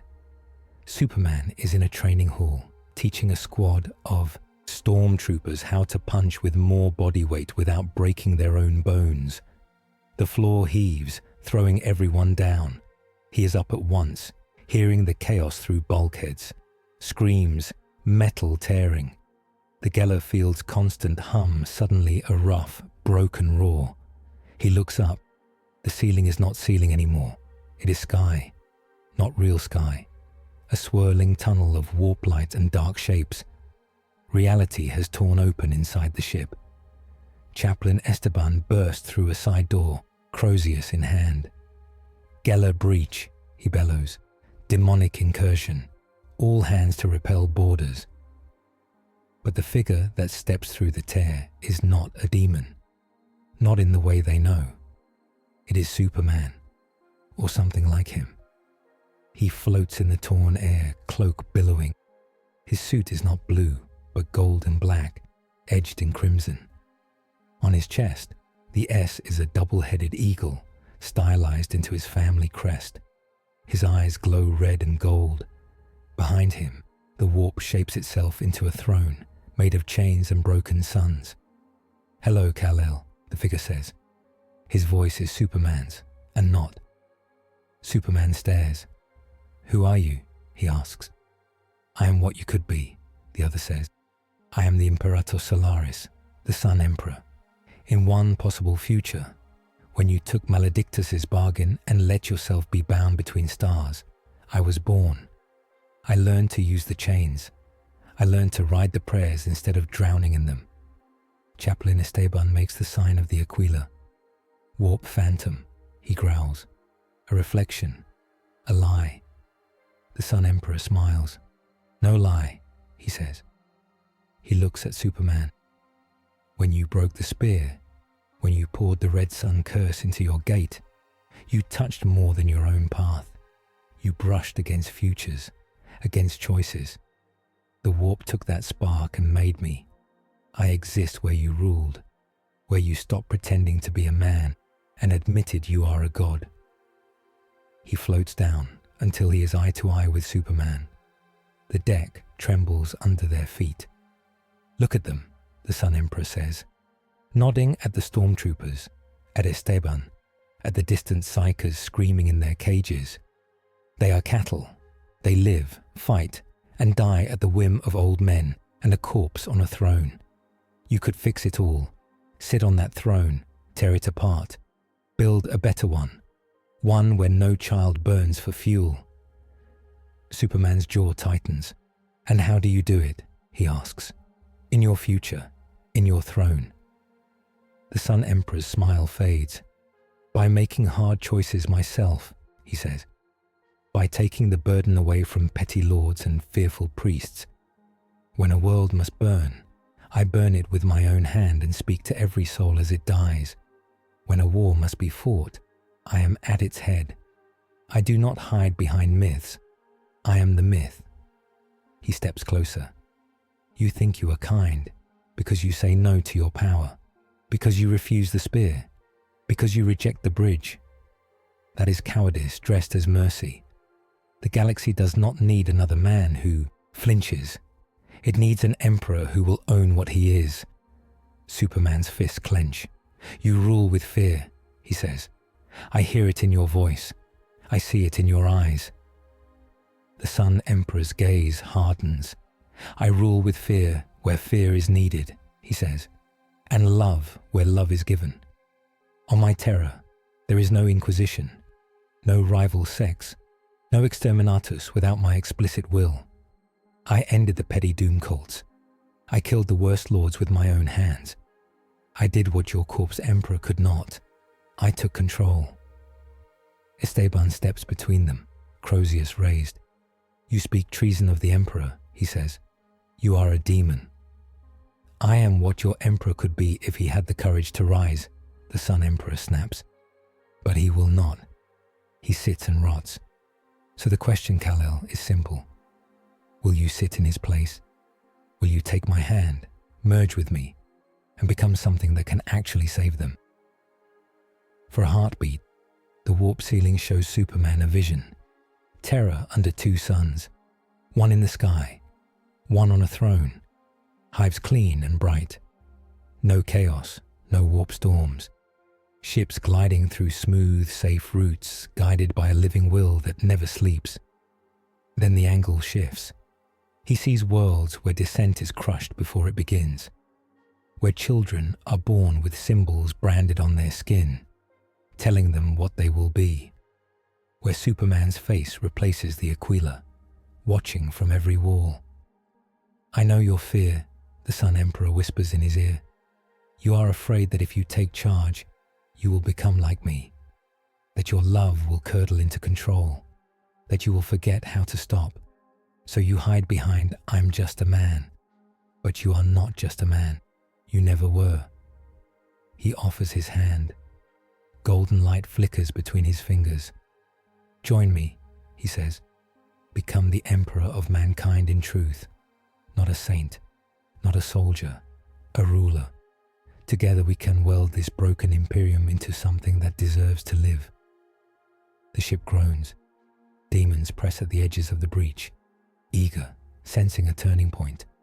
Superman looks at the hand, at his own, at Esteban, who stands ready to die in the Emperor's name, at stormtroopers who are shaking but holding their guns steady. He thinks of the girl psyker on the slab, of Kane's tired eyes, of Radek and his son. "I will not become you," Superman says. He moves. The fight is different from any he has had. Punch meets punch. Heat vision crashes against heat vision. Two capes whip in warp winds. Every blow shakes the deck. Walls warp and twist around them, turning into scenes from each of their worlds. For a moment, they fight in Metropolis, then on the walls of Armageddon, then on a broken version of Terra where the sky is full of suns. The Sun Emperor is stronger in the warp. He draws power from 1 billion phantom prayers. Superman is weaker here. His red sun wound burns. Every time he tries to hold back, to avoid killing his mirror, he takes a hit he would not have. Mercy is a chain, the Sun Emperor snarls, driving him to one knee. You forged it. You wear it. It drags everyone else down. He grabs Superman by the throat and lifts him. Behind him, the warp throne looms closer. "Sit," he says, "or die and leave them to less kind monsters." A new light cuts through the chaos. Not red, not gold, white. Pure, blinding, searing white spills into the breach. Every demon at the edges shrieks and burns. The warp throne cracks. Superman feels it like a wind at his back. A presence older than the Imperium, older than this war. The Astronomicon burns bright. On Terra, the Emperor's mind has turned its full gaze for 1 second toward this tiny ship in the sea of madness. The Sun Emperor screams. White fire eats at his golden armor. "Old corpse," he roars. "You had your chance." He is forced to drop Superman and throw up both hands, shielding his face. The warp tunnel shakes itself apart. Esteban grabs Superman by the arm, dragging him back toward real metal, real floor. "Enough," the chaplain bellows. "Geller boost, seal the breach. Our orders are clear. Reach the throne." Tech priests scream prayers. Relays overload. The Geller field surges, a bubble of forced reality pushing out. The breach shrinks around the flailing form of the Sun Emperor. "This isn't over, Kal-El," the mirror howls as he is pushed back into the warp. "Every prayer to you feeds me. Every time they call you Emperor, I grow. If you sit on that throne, you will sit with me." Then he is gone. The ceiling is metal again. The lights flicker back to red, then white. Superman lies on the deck, chest heaving. His throat bears red marks in the shape of his own fingers. Esteban looks down at him. "So," the chaplain says, "you have seen one future. Will you run from it, or will you face it and bend it to your will?" Superman stares at the ceiling. "I don't know yet," he says, "but I know this. Whatever I become, I won't let the warp decide it for me." The rest of the voyage is mercifully uneventful.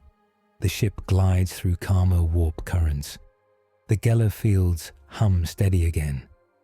In the final days, the crew prepares for arrival in the Sol system. Stormtroopers polish armor. Guardsmen practice parade drill. Tech priests recite binary hymns. Superman spends time in 2 places, the Medici Bay and the chapel. In the Medici Bay, the girl psyker hums the same song. Her restraints have been eased a little. She looks up as he enters. "They say you fought yourself," she says in a small voice. "The echoes told me. They were loud." He blinks. "You can hear that?" She nods. "Everything touches the warp," she says.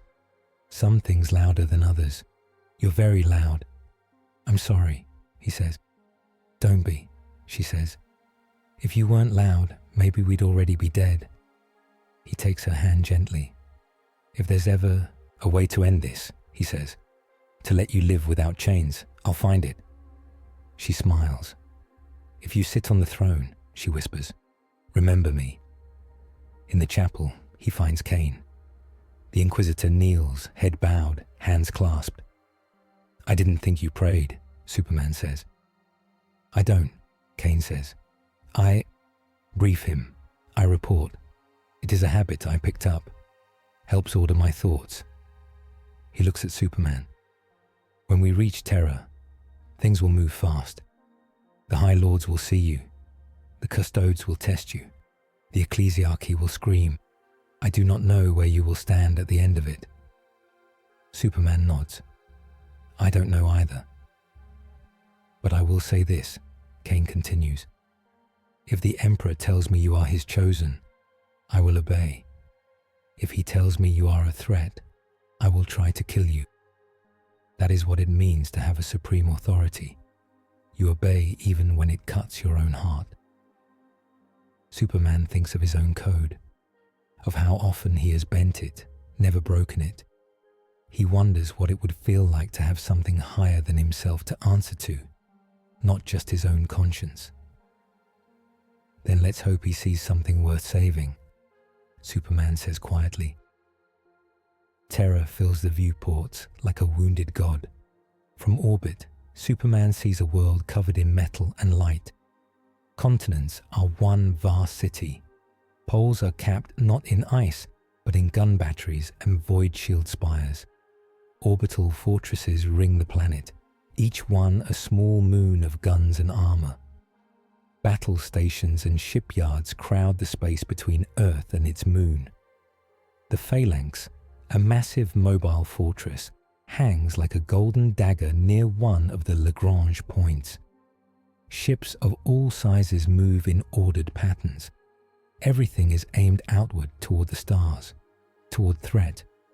Holy Terror, Esteban says, voice reverent. The cradle of mankind, the throne world. As their black ship approaches, fire control systems on 1,000 platforms lock on. Then slowly, one by one, they go to standby as clearance codes roll out. They pass a formation of ships painted in gold and white, their prows carved with eagles and suns. Custodian vessels, guardians of the inner system. At last, they begin their descent. The Imperial Palace rises from the Himalayas like a mountain range made of cathedrals. Spire after spire climbs toward the sky, each one topped with statues, gun emplacements, or both. Walls a kilometer thick surround it. Every tower is a fortress, every plaza a killing ground. They land in a vast courtyard lined with statues of old heroes turned to dust. A carpet of red stretches from the landing pad toward a distant door tall enough for Titans. Waiting for them at the foot of the ramp are the Adeptus Custodes. They are giants like the Space Marines, but different. Their armor is gold, worked with filigree, every plate a work of art. Their faces are bare, calm, and inhumanly perfect. Each carries a guardian spear, weapon and symbol both. Beside them stand figures in simple hooded robes and plain armor. Their faces are hidden. Their very presence makes Superman's skin crawl. Blanks, Cain murmurs. Nulls, the Sisters of Silence. They have no presence in the warp. They snuff psychic noise around them. Superman steps onto the ramp. As he walks down, the air changes. The warp hum he has lived with since arriving in this galaxy dims. The red sun wound's ache softens. For the first time in a long time, his mind feels quiet. But the quiet is not peace. It is absence. He feels small. One of the custodians steps forward. His eyes are like polished bronze. Kal-El of Krypton, the custodian says. Called Superman, called Starborn, called many other things these last months. He strikes the butt of his spear on the ground once. The Emperor summons you. You will follow. You will not speak unless asked. You will not touch anything you are not told to touch. Do you understand? Superman nods. Yes, he says. Kane and Esteban move to follow. A custodian raises a hand. Only the one summoned, he says. The Inquisitor and the chaplain will wait in the outer hall. The light of the throne burns minds such as yours to ash if you stand too close. Kane's jaw tightens, but he bows. Then I will wait, he says. If he lives, I will see him again. The walk through the palace is a journey through history. They pass murals showing golden armored warriors marching under strange stars. The Great Crusade. The Emperor in full strength, leading armies against Xenos and tyrants. They pass darker murals, half scraped and half restored. A golden figure in battle with a towering armored foe. Ships burning around a shattered moon. The Horus heresy. Everywhere there are guards, custodies in gold, nulls in grey, servitors fused into walls, eyes scanning, guns hidden in statues. The closer they get to the inner sanctum, the thicker the air becomes. Not with smoke, but with something else. A pressure on the mind. Superman feels it first as a weight on his chest, then as a whisper at the edge of his thoughts. Words he cannot quite hear. At last, they stand before a final door. It is not as ornate as some before it. It is plain, black, reinforced with sigils. This is as far as we go, the custodian says. Beyond this, only the Emperor and those he calls may stand. You will go alone. Superman looks at the door. He feels a strange mix of fear and relief. Fear of judgment. Relief that there is someone older, wiser, who might share this weight. He steps forward. The door opens on silent hinges. Inside, the golden throne burns. It is bigger than any throne he has seen. A massive structure of gold, bone, cables, and forgotten technology. Tubes run from it like veins into the walls and floor. Pylons crackle with energy, arcing between towers of machinery. On the throne sits a figure. What remains of a figure. Flesh hangs in strips. Bone shows through, in places. The face is a skull with thin skin drawn tight. Eye sockets filled with blinding light. The light is not in the room. It is in his head. The moment Superman steps in, his mind is flooded with images. Not forced, shown. He sees the Emperor walking in simple clothes among primitive tribes on Terra, teaching them how to farm and think and build. He sees him as a warlord, uniting nations. He sees him in golden armor, leading the Great Crusade across the stars. He sees betrayal, Horus standing with eyes full of tears and warp fire, the Emperor striking him down, the Emperor broken, carried to the throne. The images settle. A voice speaks. It is not sound. It is meaning. You are far from home, Kal-El. Superman stands at the foot of the steps. He feels like a child. Yes, he says. I broke myself to get here, and now I can't get back. You saw a broken future.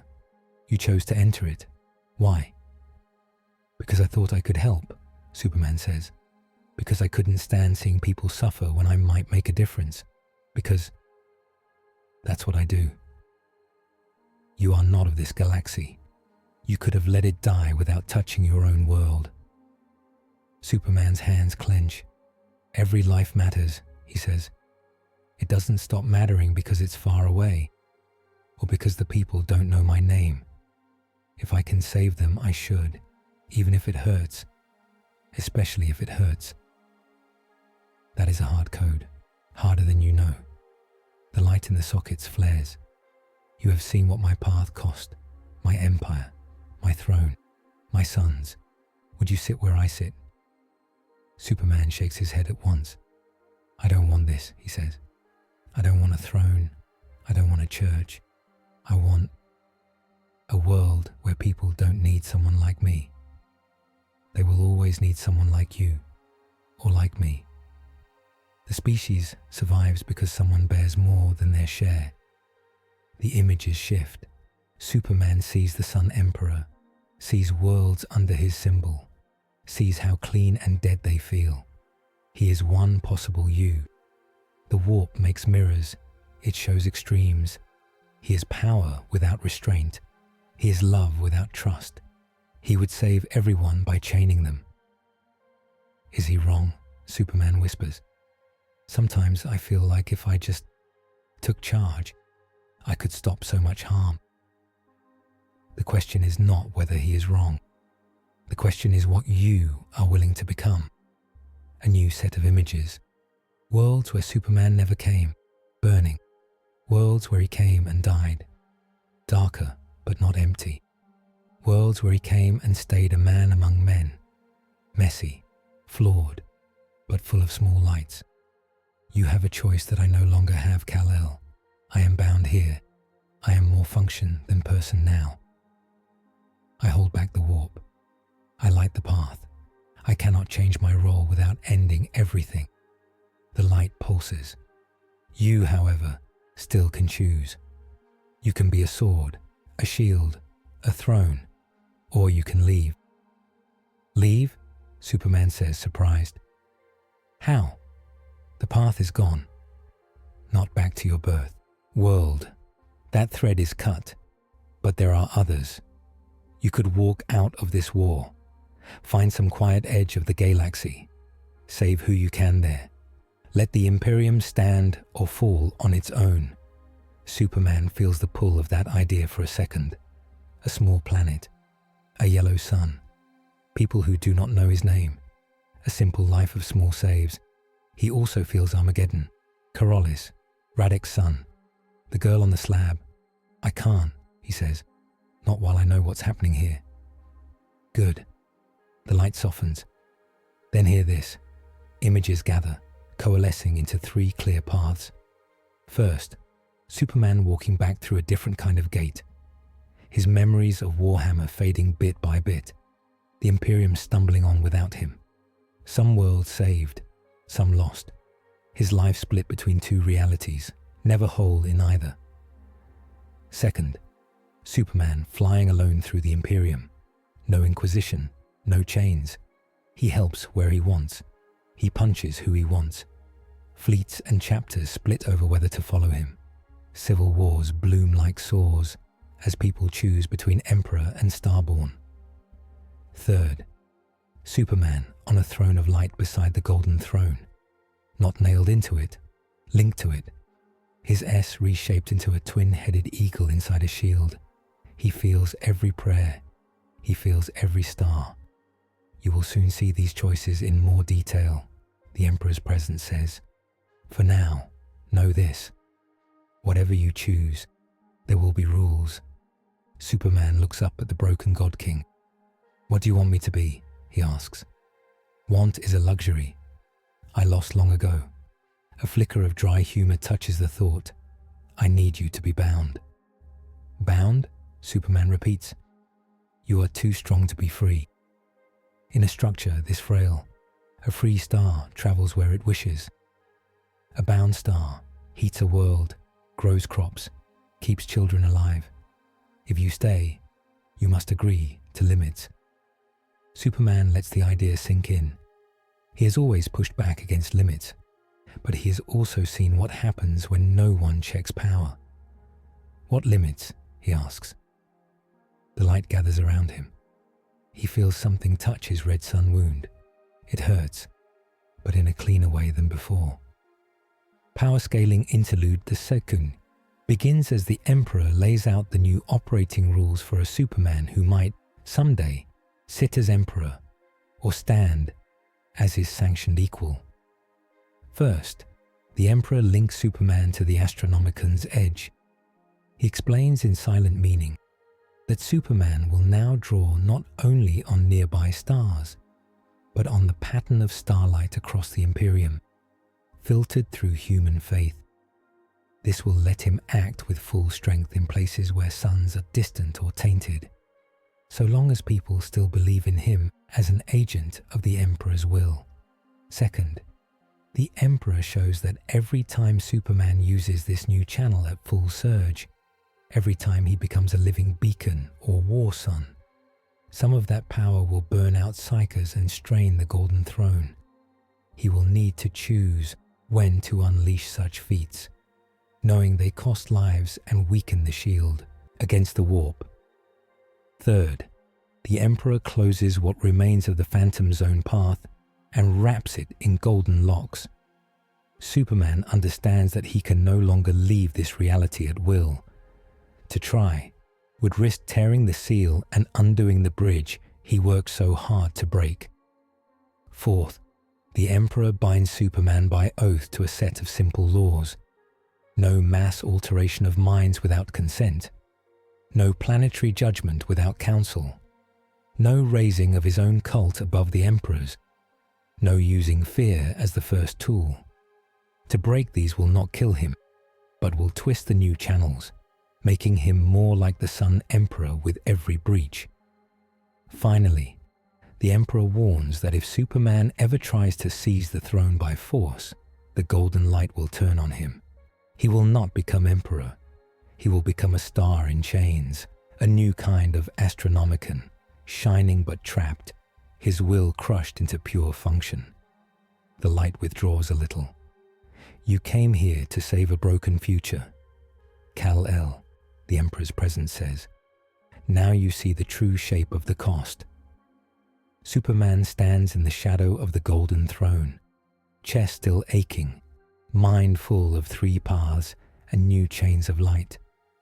He knows that when he leaves this hall, the Imperium will demand an answer. Will he be their sword, their rogue savior, or their new Emperor? Up to now, Superman has broken the Red Sun weapon at terrible cost, severed his way back home, faced a twisted future version of himself in the warp, and stood before the Golden Throne to hear the Emperor's harsh new rules for what he can and cannot become. The light around the throne thickens again. It is like standing inside a thought. You have seen some of the rules, the Emperor's presence says. Now you will see your paths. The air in front of Superman ripples. Three scenes form side by side like windows. On the left, he sees a gate, not the Phantom Zone projector. Something new, a tunnel of golden and blue light, woven from the Astronomicon's beam. There's still a way back, he whispers. For you, yes, the Emperor says. At a price. The vision zooms in. He sees himself walking through that tunnel. On the other side is Earth, Metropolis, the daily planet globe. Lois on a balcony, staring in shock and joy. The vision warms his chest. Then it twists. He watches the tunnel fray behind him. Fragments of the Warhammer galaxy fall away, like pieces of a burning map. On Armageddon, battles lag. Titans stand unguided. On Gethsemane's grave, the Chaos Fortress he smashed stands tall, untouched. On Kal-El, the star is red again. The gate has stolen time. This path is return, the Emperor's thought voice says. You go home. You live a life that could still be good. But the cost is a fracture in this timeline. Much of what you did here unhappens. The Black Crusade advances unchecked. The storm you turned back returns. Superman watches himself on this path. He sees that version of him later in Metropolis, waking from dreams of golden cathedrals and burning stars, not quite remembering. He sees news feeds talk about strange holes in old satellite data and lost months. He sees himself saving people, but fewer than before. He is slower, tired. Part of him is missing. He tastes the bitterness of it. The idea of turning away, of leaving billions to a fate he has seen, makes his stomach twist. The middle scene flares. Here, there is no gate, only the open stars. He sees himself in plain blue and red, no extra symbols flying between worlds. On one planet, He tears down a corrupt governor's palace and sets up a simple council of citizens. On another, he stops an Exterminatus order by catching and throwing back the planet killer torpedo. On a third, he breaks an Inquisitor's rosette under his boot when the man tries to burn a hive for unclean thoughts. People cheer him. Others curse his name. "This is free agent," Superman says softly. "Yes," the Emperor answers. "You go where you will. You save who you can. No one commands you." The vision shows the cost. On some worlds, his help is the only reason anyone survives. On others, his sudden blows shatter brittle balances. Fleets split. Chapters of Space Marines swear loyalty to the Starborn instead of terror. Local lords set up new altars with his symbol over the Aquila. The Imperium starts to twist around him. A second power. A second center. Civil wars bloom. Millions die in his name. On Terra, the Golden Throne burns brighter, straining as faith splits. On the edge of known space, Abaddon smiles, steering his fleets into gaps left by loyalist forces fighting each other. Free Superman never kneels. He never answers to anyone. He saves many. He breaks more than he knows. The rightmost scene glows last. In it, he sees the throne. And beside it, a second seat, not as big, not made of tubes and death. A platform of hard light, hanging in the air, linked to the throne by cords of gold. He sees himself step onto it. Light lances from the stars, through the Astronomicon, into the throne, then into him. He does not age. He does not rot. He does not rise either, unless called. When he does rise, he moves like a comet through the Imperium. Whole Crusade fleets shift at his word. Inquisitors take their orders with bowed heads. Guard regiments fight longer because they know he will come. "You make me a second son," Superman says. "Sanctioned servant," the Emperor says. "Not equal, not master, a regent, an emperor in the field. You will carry my will where I cannot go, and you will be bound by the laws we spoke." The vision sharpens. He sees a world on the edge of chaos, tainted, but not gone. Kane stands there older, rosette in hand, ready to give the order to burn it. In this path, Superman appears, not alone, with Custodes, with Black Templars, with Nulls. They do not burn the world. They cut away the worst parts. Quarantine zones. Purges, yes, but targeted, not total. Whoever can be saved is. There is still horror. There is still death. But there is also something new. A public line that cannot be crossed. No lazy exterminations. No burning whole hives because of rumors. He sees psykers walking in chains, then later in schools. Not many. Not safe. But enough to show a start. He also sees the cost. Every time he uses the throne link at full strength, psykers die on Terra. Their souls burn like candles. He sees their faces. He cannot ever say he did not know. He sees wars where his refusal to rule with iron lets some corruption slip through. He sees pockets of chaos that might have been crushed by a harsher hand. All three visions fade. "You wanted a world where they do not need you," the Emperor says. "That world does not exist here. Not yet. Maybe never. So, choose." Superman stands there, heart pounding. "I can't take return," he says at last. "The idea of waking up in Metropolis and pretending I never saw this. I'd be lying every second." The Emperor's presence says nothing. It waits. "Free agent looks noble," Superman says. "But it's not. It's me picking and choosing, then walking away when it gets too hard to stay. People already fight over my symbol. I saw what my dark future looks like. I won't plant that seed." He looks up at the broken God King. "I hate the idea of a throne," he says quietly. "I hate the idea of people praying to me. But I also hate watching good people die because the only tools they have are fire and fear. If I can be a brake on that, a lever, then I have to try. He takes a breath that feels like swallowing a mountain. I choose the third path, he says. I'll be your sanctioned servant, your regent. Call it whatever you want, but I need more than rules. I need a charter. The light sharpens. Speak it, the Emperor says. Superman lifts his chin. First, he says, voice steady, I will never order Exterminatus on a world without standing on its soil first. I will look its people in the eye. I will try every other method we have before I consent to burn it. If you want me to be your sword, you have to let me see where I swing it. Agreed. Second, he says, I will not allow a cult of Superman to replace your church. If people pray, it will be to the idea that help is possible, not to me as a god. No statues of my face on their altars, no oaths in my name that supersede your law. Agreed, with one addition. Your symbol may stand beside the Aquila, where it spreads hope, not worship. Third, he says, I will not change minds by force. No mind control. No rewriting whole crowds because it's easy. If I can't convince them, then I accept the cost of that. People need to stay people, not puppets. Agreed. Such acts would have fed the mirror you fought. Fourth, Superman says, and this one is hardest. If I break these laws in full knowledge, if I become what I fear, I want a kill switch.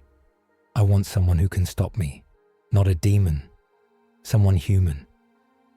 The throne's light flickers, as if amused. Who do you name? The Emperor asks. Whose hand will you trust on the axe above your neck? Images flash through Superman's mind. Corda, stubborn and tired, but honest. Esteban, burning with faith, but not blind. Cain, sharp and ruthless, but always weighing costs. All three, Superman says, together. Lord Marshal Helena Corda, Chaplain Esteban of the Black Templars, Inquisitor Varro Cain. You bind them with whatever seals you use. If all three agree that I've gone too far, they can call down the throne on me. Or worst case, you take me and turn me into another kind of beacon. I'll hate it, but I'll accept it. The light grows very still. After 10,000 years, the Emperor's thought voice says slowly, someone volunteers to be bound. He sounds almost pleased. So be it. Golden lines snap into place across Superman's mind. They feel like invisible rails. He can step off them if he really tries. He knows that. But doing so will hurt. Not just him. Others. Light gathers at his chest. His familiar S blazes bright. The twin-headed eagle of the Imperium rises from the throne's base. For a moment, they stand apart, circling each other. Then they fuse. The S becomes a shield. The eagle wraps around it, wings forming the top bar, tails forming the curve. At the very center, the Kryptonian symbol for hope remains, small but clear. The new emblem burns itself into his suit. His blue deepens, edged now with fine golden seams. His cape's inside turns crimson, shot through with script in High Gothic and Kryptonian. Superman gasps. The power feels different now, less like sunlight in his veins, more like a web of light connecting him to 100, 1,000 points. He hears whispers, prayers, cries for help. They no longer slam into him all at once. The throne filters them, slows them, lets him pick threads. This is your mandate, the Emperor says. You are the Starborn Regent, the Imperial Emperor in field. In law, you serve the throne. In practice, you will be the Emperor most of them ever see. Superman meets those burning eye sockets and does not look away. Then I'm the Emperor of mankind when it matters, he says quietly. Out there where they bleed, not on this chair. Yes, the Emperor says. Do not make me regret this. The light recedes, just a little. The heaviness in the room eases. Go, Kal-El. Your council waits. Your war waits. And remember, you cannot save them all. You just have to save enough that hope survives. Superman bows his head, not as a subject, as a soldier. Then he turns and walks out. The doors open onto the waiting hall. Cain, Esteban, and Corda, all in formal dress now, stand together under the eyes of custodies. They turn as one. For a moment, no one speaks. Superman's new emblem glows faintly on his chest.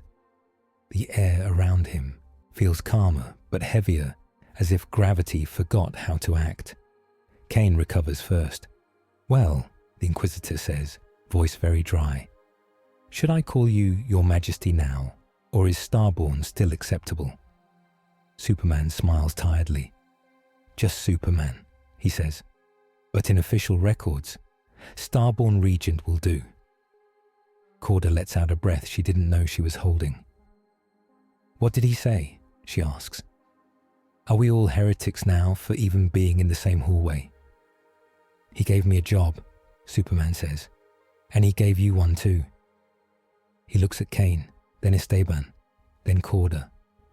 "I named you three as my checks," he says. "If I break the charter I agreed to, if I start burning worlds too fast, or mind-controlling whole hives, or letting them worship me as a god, you can end me. You can ask the throne to cut me off. Or worse." He agreed. Cain stares. "You asked for that?" he says. Superman nods. "If I'm going to stand between you and burning the galaxy down, someone has to stand between me and becoming the monster you're afraid of." Esteban's skull helm tilts. "Many claim they will do the right thing if they fall," the chaplain says. "Few hand their enemies the knife." "You're not my enemies," Superman says. "You're my guardrails." Corda's mouth quirks. "Guardrails," she repeats. "I like that. I'll try to keep you from flying us off a cliff then, but I'll also lean on you when the guard is about to be thrown away for nothing." Cain's eyes narrow, then soften by a hair. "If the throne itself sanctioned this," he says slowly, "then I must obey. For now, my lord, Regent." He grimaces on the title, as if it tastes strange. "But understand me, I will not hesitate if I see you drift toward that golden tyrant you fought in the warp." "Good," Superman says. "Hold me to that. Now, how bad is Abaddon's crusade while we've been here?" Cain's expression shifts back to business. "Bad," he says. "Better than it would have been without your earlier actions. But his main fleet still gathers near the Armageddon corridor. He is waiting to see what terror does with you." "Then we show him," Superman says. "From the front." The return to the front is not quiet. Word spreads at the speed of thought. Astropaths across the Imperium feel a new note in the Astronomican's song. Where the Emperor's light was once a single tone, there is now a second chord, higher, sharper, but in harmony. On Armageddon, guardsmen on the line between Hive and Ash Desert look up for no reason and feel braver. On distant shrine worlds, pilgrims dream of a man in blue and gold lifting a burning sun off their backs. In the eye of terror, chaos sorcerers snarl as their rituals misfire. The red sun curse no longer catches so cleanly. Something golden cuts their threads. Abaddon the Despoiler stands on the command deck of his flagship, the Vengeful Spirit. He watches new Auspex readings of the Astronomicon.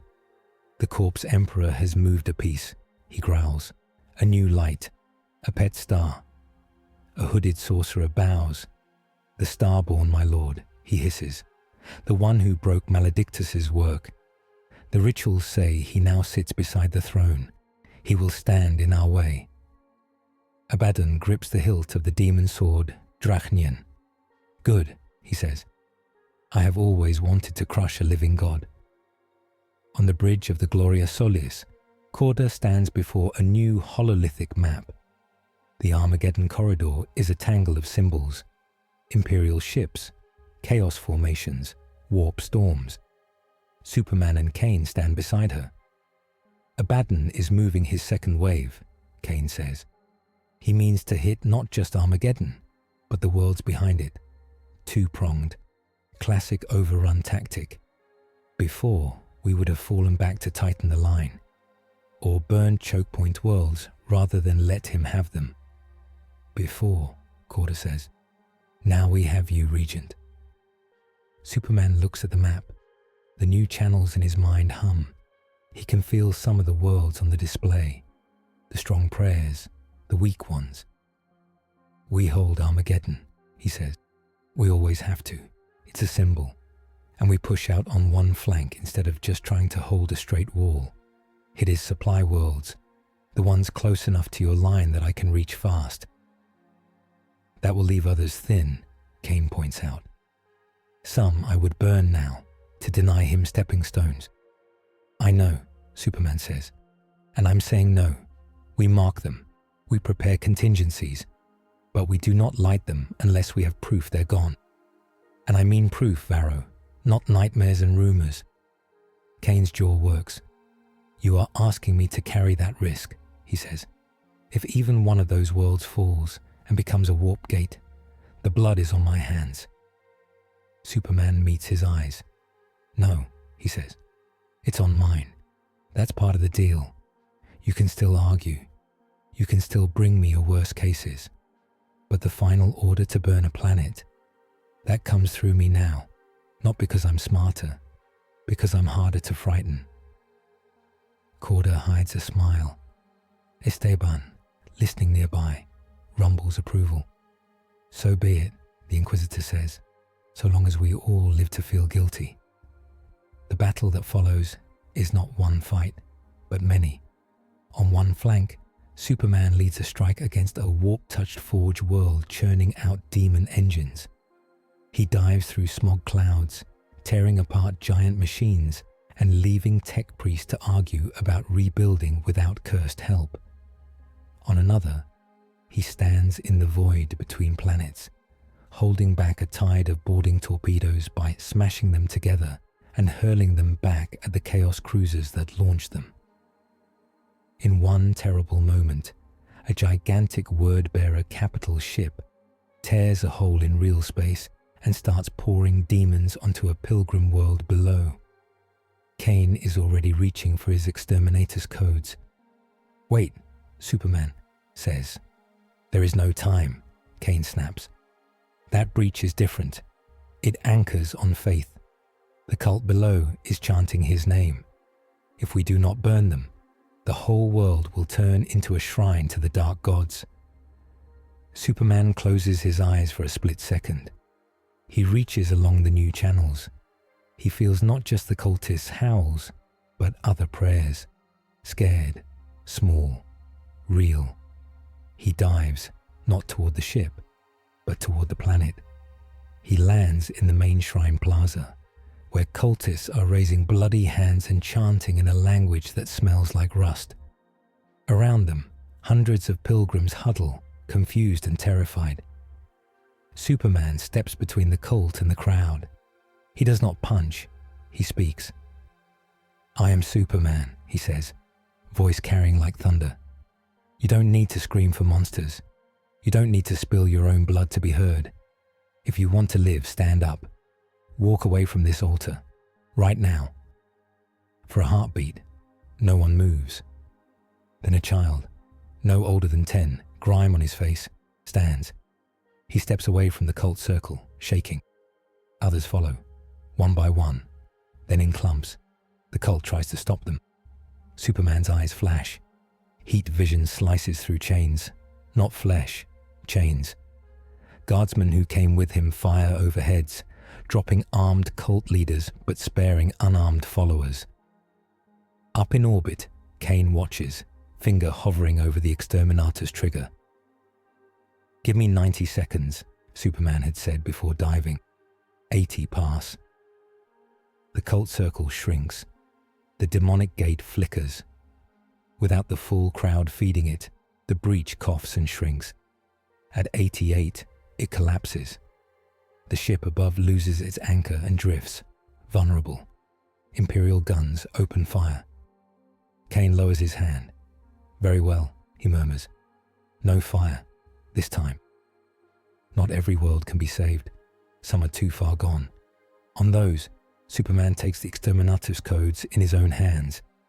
He stands on the bridge as the torpedoes are armed. He looks at the hollow of the planet below.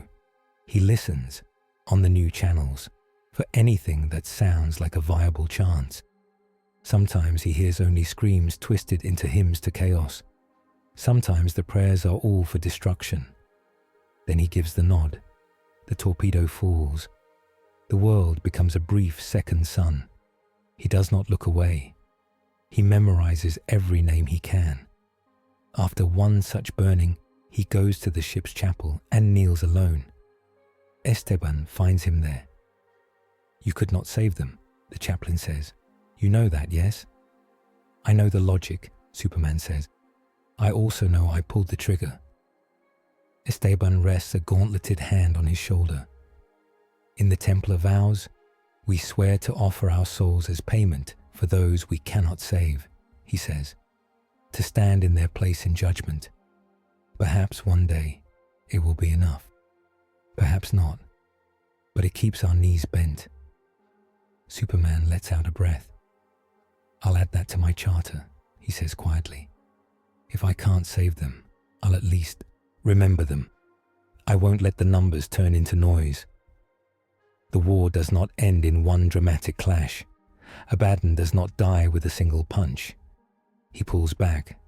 When it becomes clear the corridor to terror will not open as easily as he hoped. But the Black Crusade slows.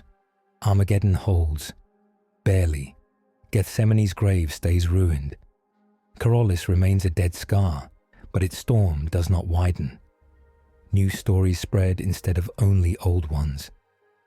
On one hive world, children whisper about the starborn emperor who stood on their Hab-block roof and caught a falling Hab-spire with his bare hands. On another, guardsmen pass around a crude drawing.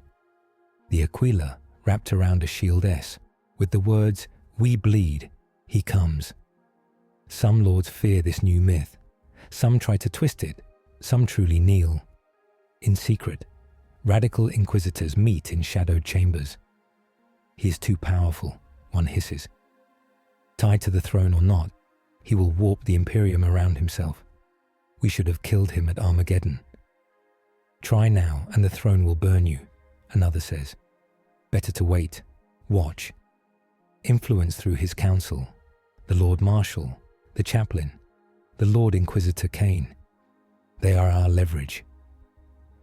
In the Eye of Terror, Demon Prince Maledictus reforms, his new body still molten. He remembers the spear, the pain, the bridge breaking. He kneels before a shadowed throne of skulls and iron chains. "My work was broken," he snarls, "but the wound remains. The Starborn is tied to your war now. He cannot leave. He cannot stop fighting. Every victory will bleed him. Every prayer will press on his mind." The shadow leans forward. A bloody hand touches his head. "Good," a voice like grinding metal says. "Let him burn for us.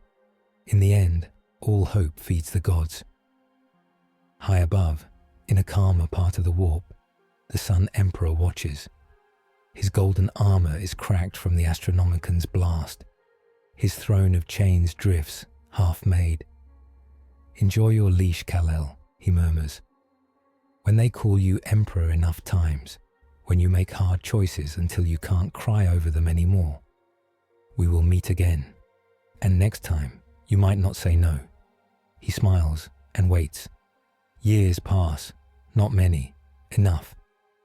Superman's legend settles into shape. He is not at every battle, he cannot be, but he is at enough key ones that Chaos Commanders start adding him to their calculations. "Attack here," a sorcerer says, pointing at a minor agri-world. "The Starborn Regent will be busy at Armageddon again." "Draw him out," another says. Threaten a pilgrimage route. He will not let the faithful die easily. For once, the Imperium's enemies face something they have not seen in a long time. A leader who actually shows up. On Terra, the Emperor sits on his throne, eyes blazing. The Astronomican's twin-tone song continues. In the palace, 3 people often stand together on a balcony overlooking endless metal. Lord Marshal Helena Corda, older now, hair almost all silver, breastplate bearing both Aquila and Shield S. Inquisitor Varro Kane, more lines around his eyes, rosette worn but bright. Chaplain Esteban, armor scarred by 100 campaigns, Crozius never resting long. They watch a tiny blue and gold streak rise from the palace and shoot into the sky. So far, Kane says, he has not called for a single unjust Exterminatus. He has bent doctrine but not broken it. He has turned my hand away from burning twice. And both times, the worlds in question did not fall. Yet, Corda says. But yes, he's doing what he promised. Esteban nods slowly. The line between saint and heretic is thin, the chaplain says. But sometimes it is also bright. For now he stands on the right side. Kane toys with a small device in his pocket. It is a simple thing, a shaped piece of crystal and metal, keyed to a pattern in the Astronomican. If we turn this, he says softly, the throne will feel it, the Emperor will know, and Kal-El. He will die, Corda finishes calmly, or change into something that is no longer really him. They stand there for a long moment. Then Kane lets the device fall back into his pocket. Not today, he says. Not today, Esteban agrees. Emperor willing, Corda adds, not ever. Far from Terra, on a battered but living world, a 10-year-old boy walks through a market with his mother. The world is not Corollis. That one is gone. This is a mining moon that almost went the same way. Chaos cults had started. Whispers of dark gods, fights in the tunnels. Then one day, a man in blue and gold had flown down from the sky, torn apart the cult's altar, and brought them a simple choice. You can walk away from this, or you can burn with it. Most walked. Now the market is noisy, rough, alive. The boy stops at a stall where a woman sells small carved symbols on chains. Most are Aquilas. A few are plain circles or stars. One is new, a little shield with a stylized S and wings. What's that one? The boy asks, pointing. The woman smiles. That, she says, is the Starborn Regent's mark. Some call it the new Emperor's sign. Some call it the bridge breaker. I just call it something to hold on to. The boy looks at the different symbols. Is it wrong to wear his? He asks. Shouldn't we only wear the Aquila? His mother kneels beside him. The priests say the Emperor sits on the throne and holds back the dark, she says. They say the Starborn stands in front of us when the dark gets too close. I don't think the Emperor minds if we remember both. The boy nods. He picks up the small shield and the Aquila both. How much? He asks. For you, the woman says. Just a promise. When things get bad, don't just pray. Help your neighbor. Stand in the way of the bad thing, even if you're scared. That's what they both would want. The boy thinks about the stories he has heard. The Starborn holding up a collapsing mine roof with one hand, guardsmen shooting demons with the other, no one waiting for a miracle, everyone doing what they can. I can do that, he says. He walks away wearing both symbols on one cord, pressed together so the wings frame the shield. Above him, high in the clouds, something moves. Superman hangs there for a moment, listening. He hears the boy's promise. He hears 1,000 others like it across 100 worlds. He also hears screams and wars and the endless grind of a grim galaxy. He takes a breath. He feels the rails in his mind, the charter in his heart, the throne's distant weight. "I can't save you all," he whispers, "but I can give you room to save yourselves." Then he dives, a streak of blue, gold and red, toward the next place where the dark is winning, just a little too much. Codex note: under the Starborn mandate, the Imperium of Man records Superman as regent of the throne and emperor in field, a sanctioned but strictly bounded sovereign whose symbol may stand beside the Aquila, wherever hope and duty must share the same sky.